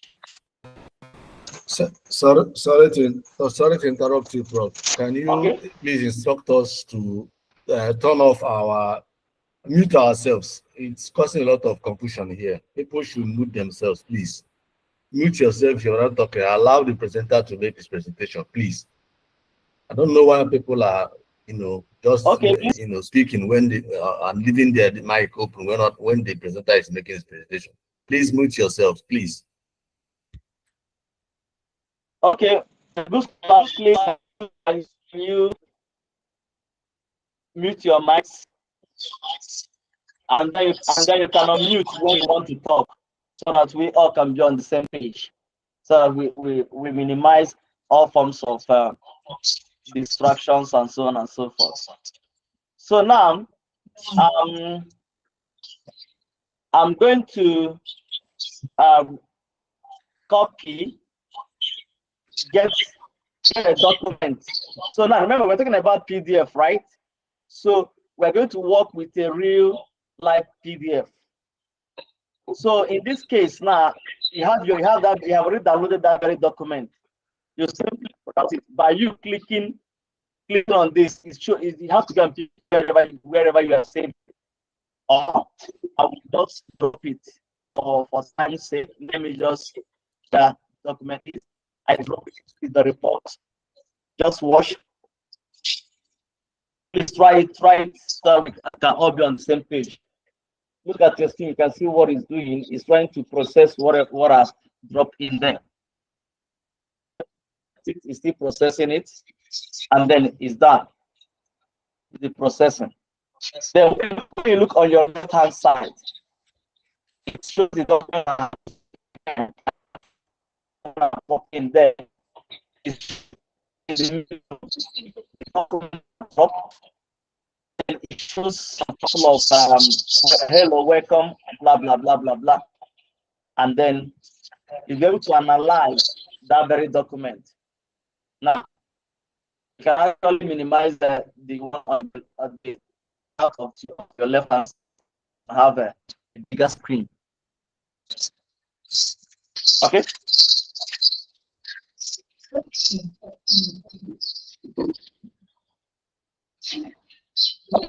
Are we on the same page?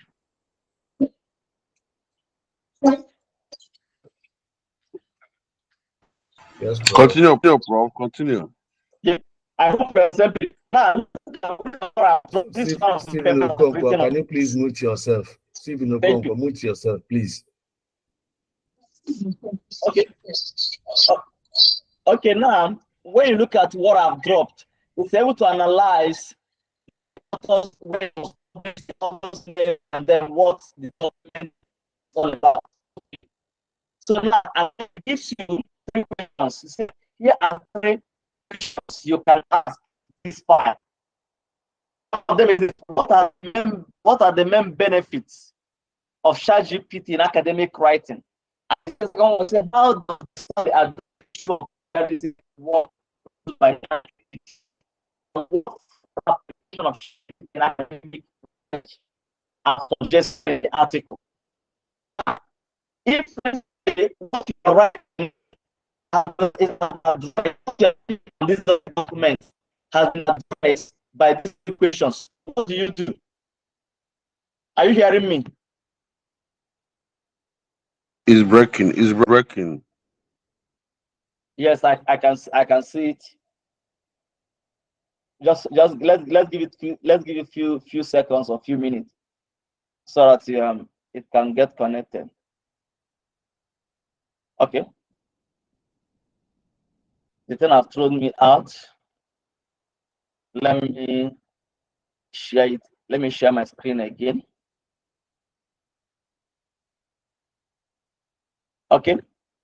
So now, from what I have before, from what you can see before you, those 3 questions are the things that this document is suggesting for you to interact.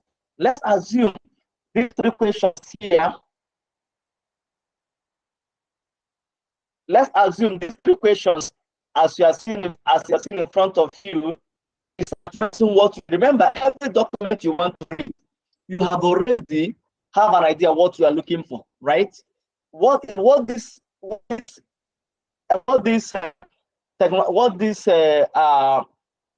generative AI does for you is to interact, to ask questions based on what you are looking for in that very document. So now it gives us 3 questions. So if you want to find out about the benefit of ChatGPT in academic writing, you simply click the first one. Then it's going to summarize, it's going to give you all the benefits as was discussed in this document. It's going to list them to you. And then giving you, you see the first one, the time efficiency. That's what it says. At the end of that very paragraph, it gives you number 11.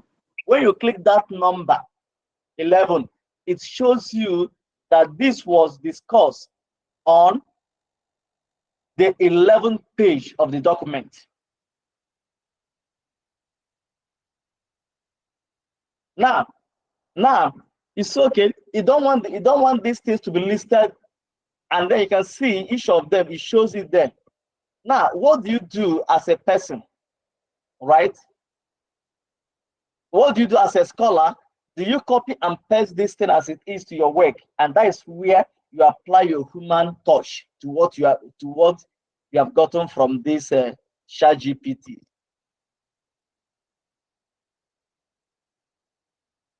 So you need to apply your human touch, your human writing to whatever it has given to you.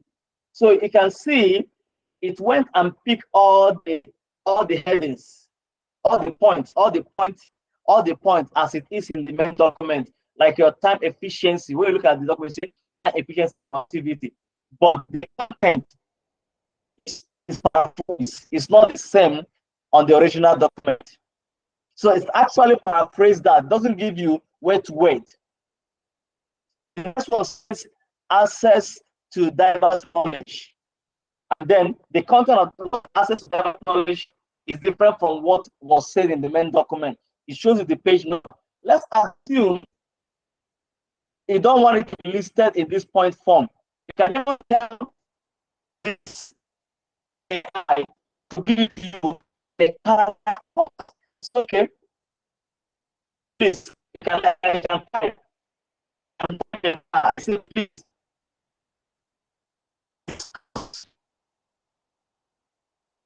In the paragraph,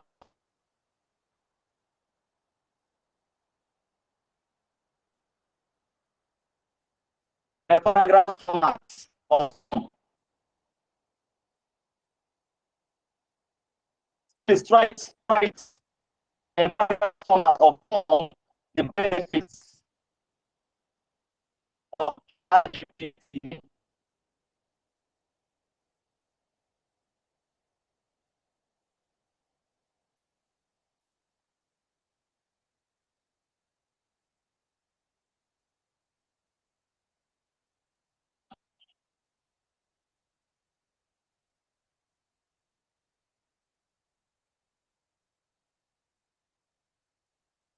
Are we on the same page?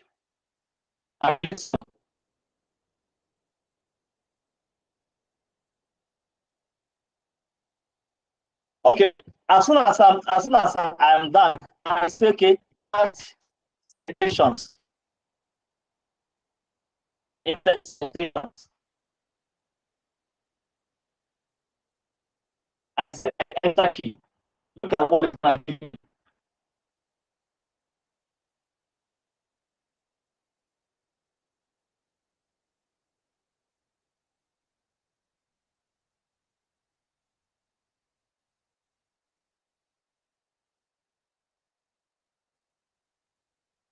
Are we following? Yes, Prof. We are following. Thank you so much. Thank you so much. I know Yes, this network Prof. is not friendly. I don't know why today. It's not. But It's not friendly at all. But let's, sometimes this technology is not. It can disappoint. But what can we do? So Look at what I look at the question that I asked, and look at what the answer that I got. Remember, first of all, it when I click those questions, it gives me the point, the benefit in a point format. But I said no, let it give it to me in a paragraph format. And then as soon as I say that, and I say include in-text reference citations, I don't know, the screen is not showing. I think it's not showing from. Let me stop sharing and unshare it again so that we can see a sample of what I'm talking about. So watch out and see the screen, what it shows now. So it simply shows me all those point formats, all those points of benefits. It gives it to me in a paragraph format. And then because I said add referencing, it gives me references in different places. I see it. I don't know if we are seeing.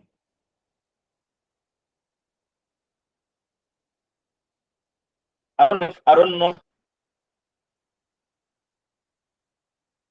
if you are seeing.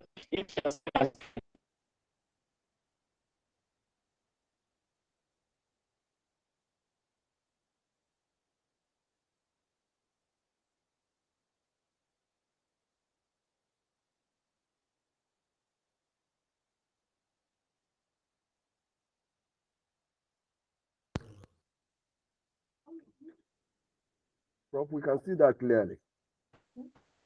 We can see it clearly, but we can't hear you from here. I can't hear you from here, Prof.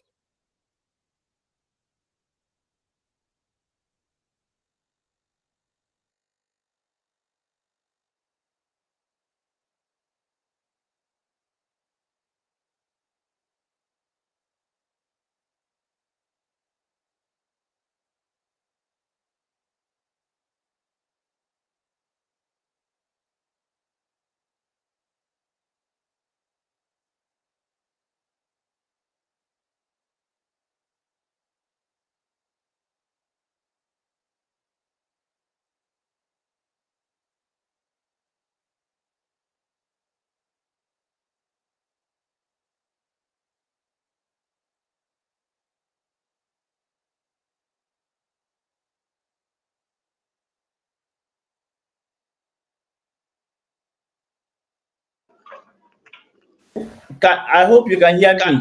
It appears okay. Yeah, in a different device. Okay, because we saw you left the platform. Okay, you Yes. can go ahead, Prof. Yeah, thank you. Please, I have a multiple. I'm not using the different devices so that we can continue because this one is no longer sufficient. So you hear from me from different devices, okay? So that we can get this thing. But now I believe we can see my screen. The question that I asked, and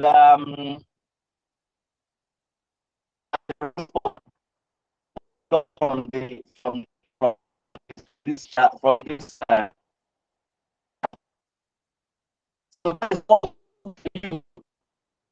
is able to give you, being able to give you what you're looking for in a different. So what this thing does is that you can actually interact with your with this AI, and then gives you different things, different different discussion, different explanation on that very document that you are reading. So now let's assume that I want to look at, let's say, talking about ChatGPT in academic writing, right? You can see what it gives you to give you the citation, where to put citation, so you don't need where to write citation. It gives you that, and then more importantly, it paraphrases the whatever it gives to you to be different from the original document. Very important. So now, let's say I say, okay, fine. Discuss. Let's say now I want to know the method. I want to know the research method using this document. Discuss the research. I can even type and ask a question saying,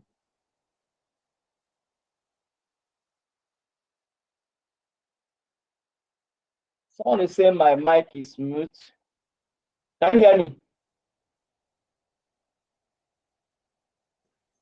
Yes, we can hear you, Prof. You can hear you, Prof. It's just the network. You can hear you, Prof. It's just the network.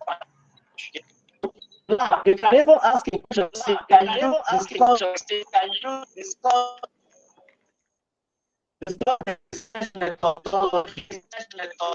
used in this document?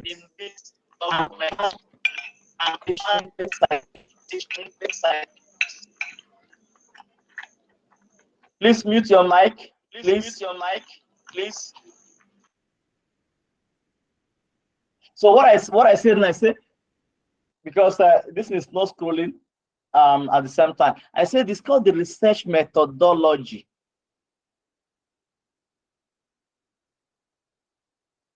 Used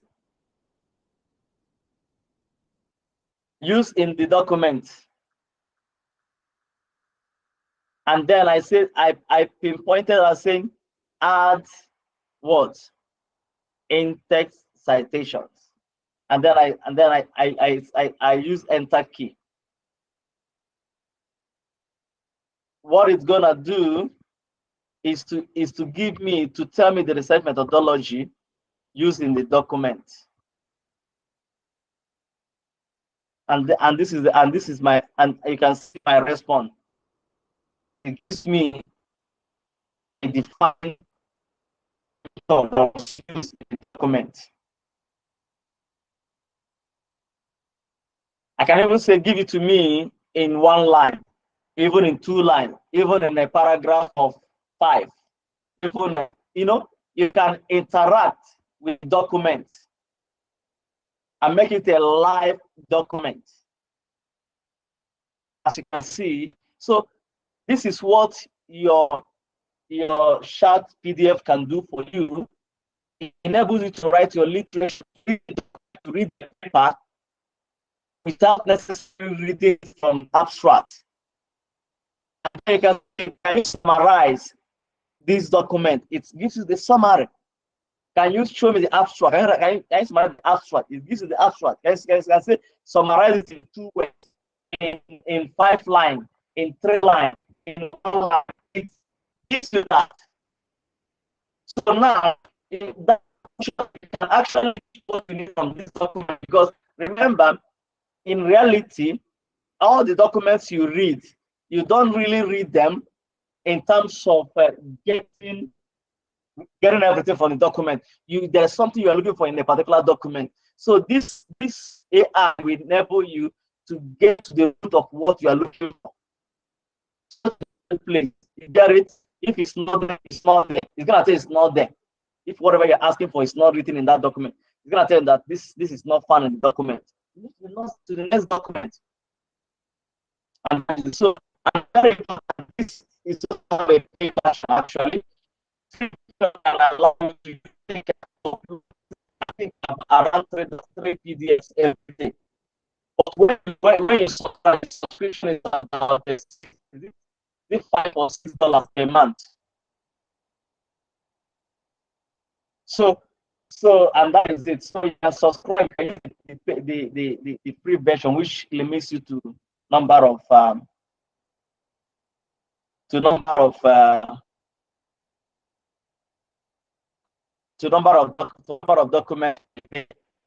And that is it. So you can without wasting time. Finally, we're going to ChatGPT, and that's where we're going to end it. Now, what I just told you on ChatGPT, recently, ChatGPT So please go online and then log into your ChatGPT. As you can see, type in ChatGPT. Right now, ChatGPT can also have introduced this what I just showed you right now on ChatPDF. I think that's their recent development, whereby you can upload a document. As you can see, this attachment symbol. When you click this attachment symbol, you can actually get a document from wherever you have saved it, and then be able to work with it. And then what we just talked about, you can actually do it on ChatGPT as well. Or you can drag and drop, as you can see what I'm doing right now. And then it reads the document, and then you can interact with that very document. But now, of course, we know what ChatGPT can do for us. However, there is something again ChatGPT can do for you as an academia, which in terms of what? Assisting you to generate your research objective, your research questions, your research what I call it, your research data. Sorry, questions. Let's say you're doing a secondary data, right? Your primary data. You want to collect data. Now, ChatGPT can assist you for you to be able to come up with your research questionnaires, whether interview questions and so many other things. It can actually assist you to do that. So what I just did now, I just uploaded this document. Is to have analyzed it and tell me what the introduction of it, the methodology used, and everything, and then without me asking any questions. So, but I can actually interact with it, what we're talking about earlier on. Also, you can use it to analyze your data. So now, let's assume you have collected your data, your data, which you want to analyze. ChatGPT can actually enable you to analyze it. You put your spreadsheet into, copy your spreadsheet into it, or you copy that very data, and then you can be able to analyze it, gives you the percentage, do your descriptive analysis, and what have you. ChatGPT can do that. So if we don't have time to go deeper, bear it in mind, it can do that. So it can analyze your data without necessarily using all those tools like your spreadsheet analysis, or even your SPSS, all those statistical tools. You can do that using your ChatGPT. However, now let's generate research questions from this document. Now, what I need to do is to use for you to do that, you need to use your research objective. So now go to your document, copy the research objective of that very paper that you want to formulate the research questions, and then copy that to your ChatGPT, and then it will enable you, it will assist you to come up with your whether interview or your this thing, your interview questions, or your quantitative questions. It can assist you to do that. Are you hearing me?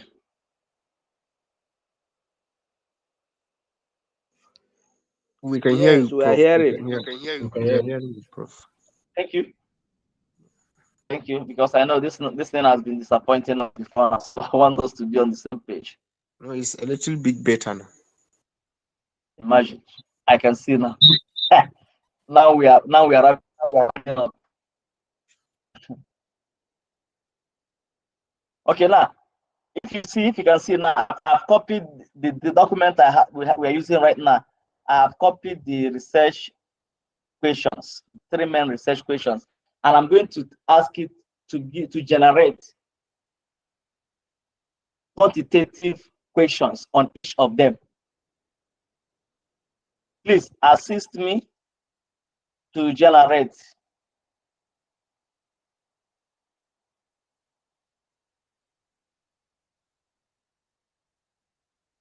quantitative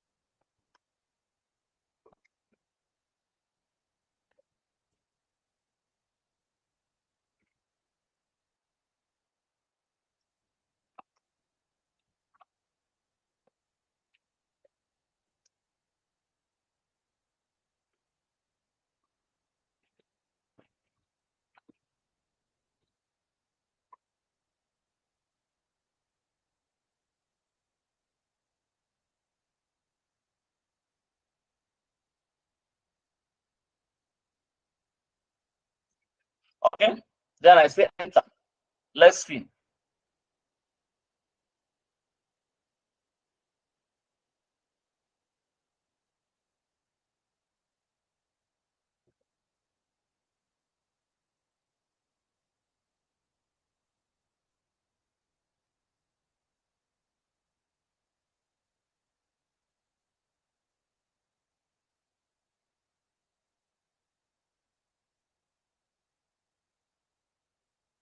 We're done. So instead of you sitting trying to come up with research the question to draft the questionnaire for your research to your research objective, it does that for you. So, and then also you can see, and also it gives you options. The first one, how frequently do you use ChatGPT for academic writing? Never, rarely, sometimes, often, and so on and so forth. It gives you a scale 1 to 5.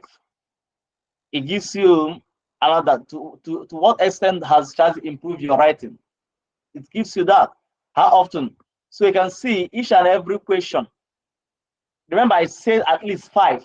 I specify what number of questions is gonna give me on each of the questions. It gives me that exactly. If you say if you say you want 7, you want 5, you want 10, it's gonna give you 10. Then now you can read and to see does each of them addresses that research question and what have you. Okay. And then look at here, we even have our Likert scales, right? Perfect. Agreed, and so on and so forth.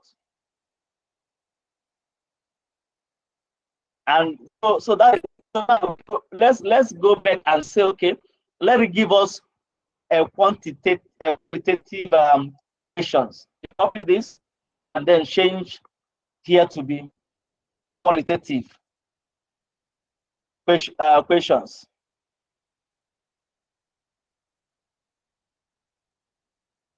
And then I'm going to limit it to 4 questions on each. And then I enter. But now let me do something here. Say, please, can you assist me? That's a qualitative question that sounds like me. Listen that sounds like me. So now you are trying to personalize it so that it can have a feel of what you are writing. So it can sound like you. I don't know how I'm gonna know how it sounds like. What do I know? Let me enter. It's gonna give me.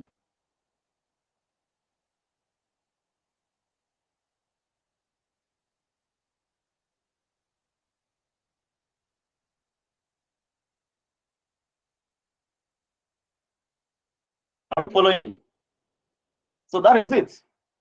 So it makes your life very easy. So what you need now is very important. what we need now is for you now to paraphrase each of these questions so that in your own words. So now you can now paraphrase them. But you find out the time is gonna take you to begin to figure out what questions to ask on each of those questions has been removed. So it giving you enough time for you to do other things and now look at them and then paraphrase them if so that it becomes your own. But now if you're given a content you can work with. But instead of you coming up with those content from scratch, it gives you a content that you can now work on. And that is it. So I'm being tempted to also do the analysis.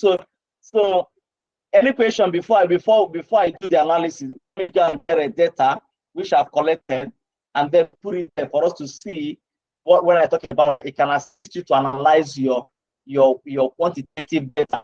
And also, even when you have collected this, let's say you have collected interview questions, and then you're able to transcribe them, it can also assist you to write a report on them, to interpret that interview. It can assist you with that. So why do you want to sit and then, So it makes you to write your paper very, very fast and everything. So now any question before I will do the last part of analysis, and I believe. So let me get the data where I'm going to run a data that I've already collected, which I'm going to use as a sample of data analysis with ChatGPT.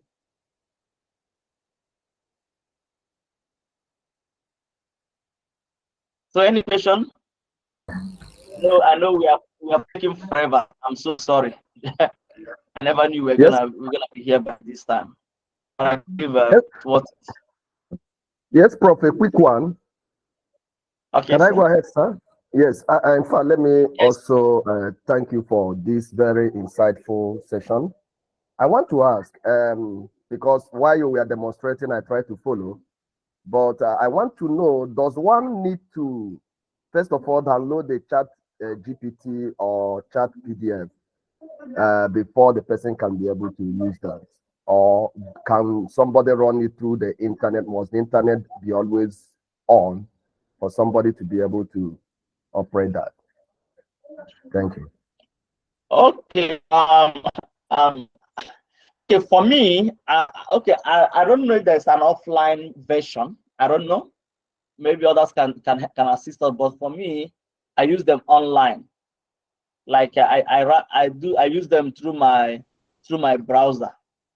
But I don't know if there is any offline version of.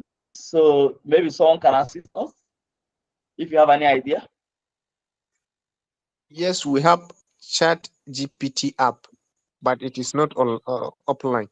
You must have data before you have access to it. This is what I know. But we have the app that can be even installed on your phone, because right now I have one that I'm using on my phone and I have one that I'm using on my computer. Thank you. Okay, thank you very much. Yes, that's exactly what I want to know. So I should have to, first of all, download the app before I can use it. All right, thank you.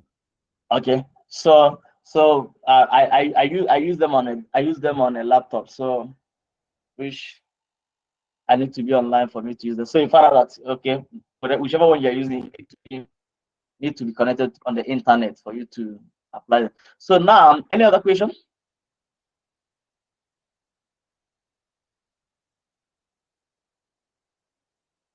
Okay, now we do not have question. Now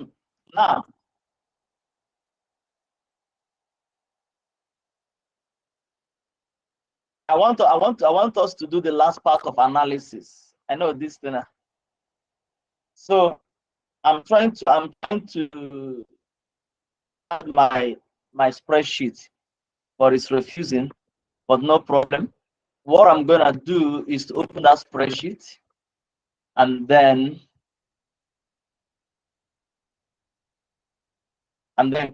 copy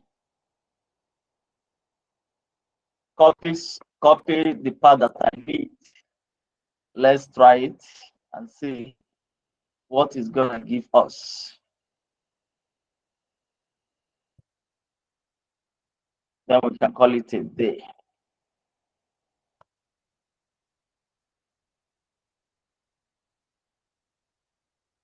I don't know.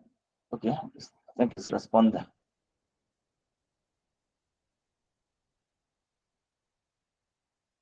Just give it. It's responding, but it's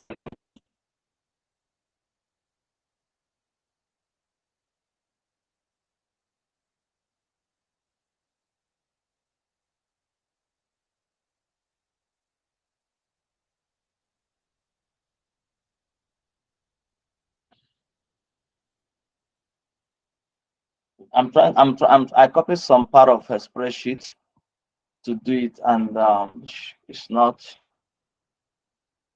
It's taking forever to respond. So let me see if I can minimize what I copied. Let me just copy. Let me minimize what I just copied. Huh? Maybe it's a few lines.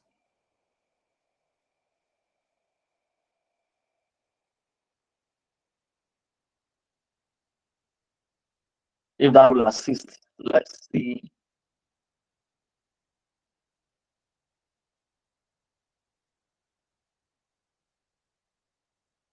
This one is gonna keep us here forever. Okay, I think I've copied something. Let's see if it's gonna work.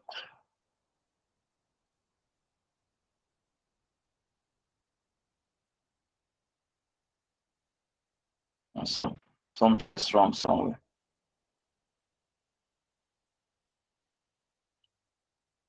It's not giving me what I need.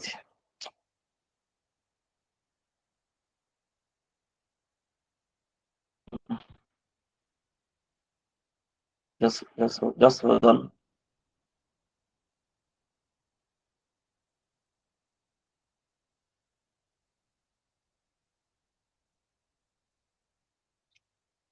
Please. I found that.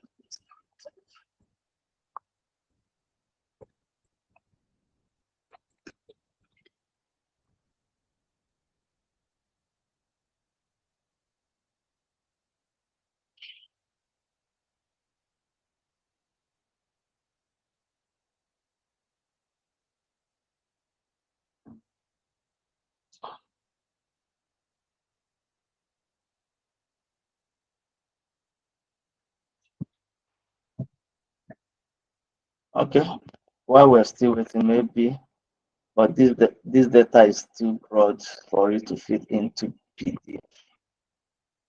But let me see if I can convert it to PDF. Let me convert it to PDF to see if it's gonna work. It's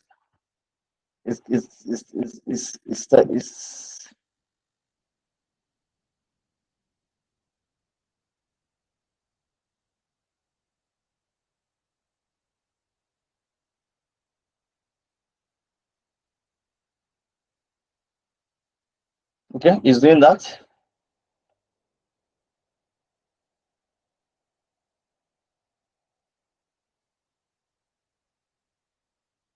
Because this data I'm working on is a paper that that's talking about what I call it again, about digital citizenship. So, and that is the data that I copied some of them. But look at what it was able to give to us. It's able to give us looking at the patients and different frequencies. But now we can even ask you to put it in a table, please. Please format the data in a table form. Let's see.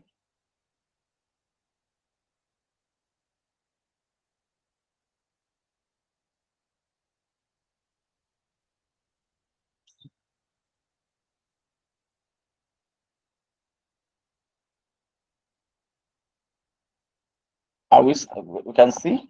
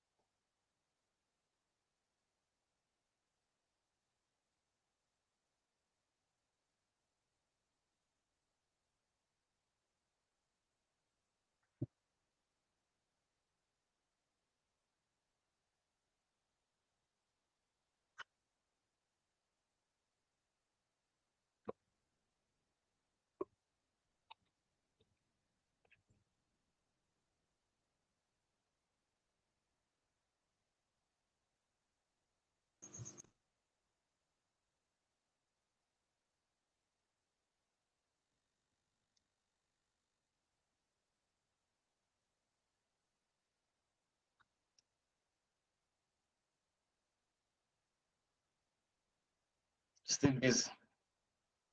But remember, you can actually stop it from running.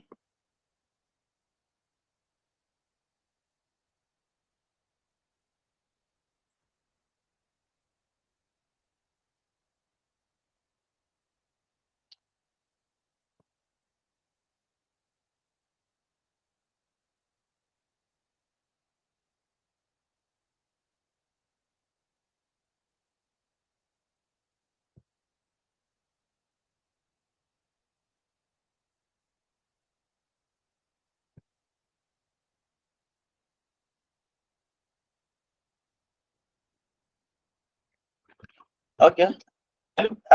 Sure.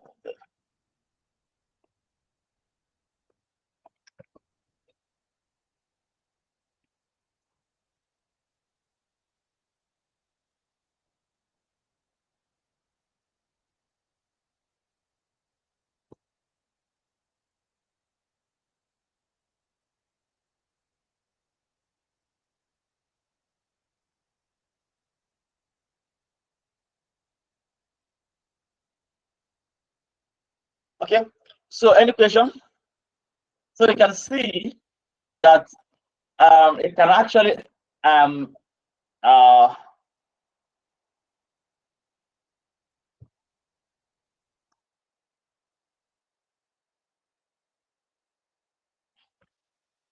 so you can see that it can actually be able to do a whole lot of things for you, and then for you. But the point is that it depends on what you get. Remember, I made mention of garbage in and garbage out, right? Whatever you're able to garbage in is what is going to give to you, and the instruction you're giving, you have given is what is going to output. So, and the issue that what I need to input, what do you want to input, that determines what is going to output for you, and so on and so forth.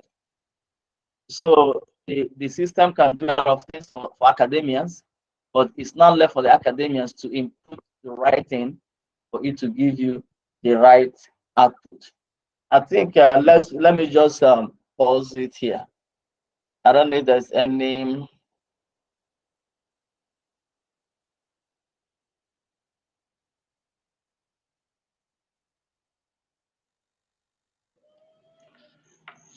Yeah, the able lecturer for this lecture series. We want to thank you very much for doing justice to the topic, and we want to call on the chairman to make his own remarks so that we can take it up from here. Thank you very much.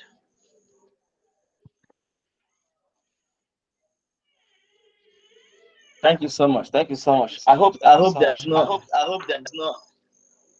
any other question or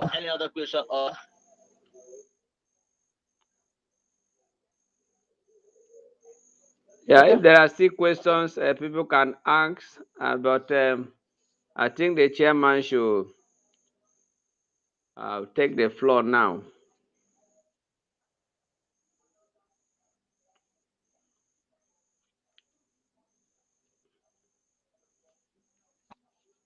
Chairman, sir, Dr. John Bosco.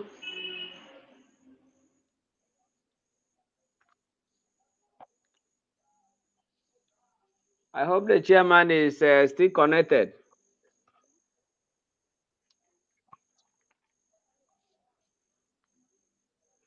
How about the chairman of the occasion, Prof?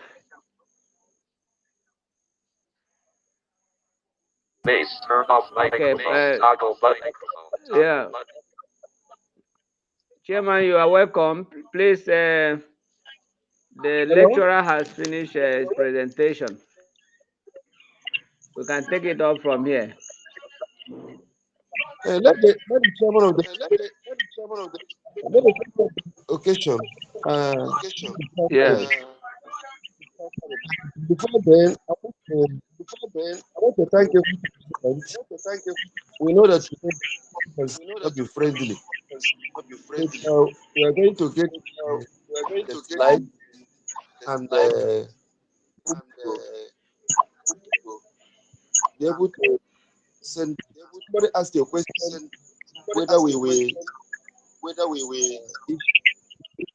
Well, because of that, the organizers will sit back. And we are encouraging people that let's make use of what we have learned today. We are sorry for the network. So many people couldn't sustain different aspects of the lecture network.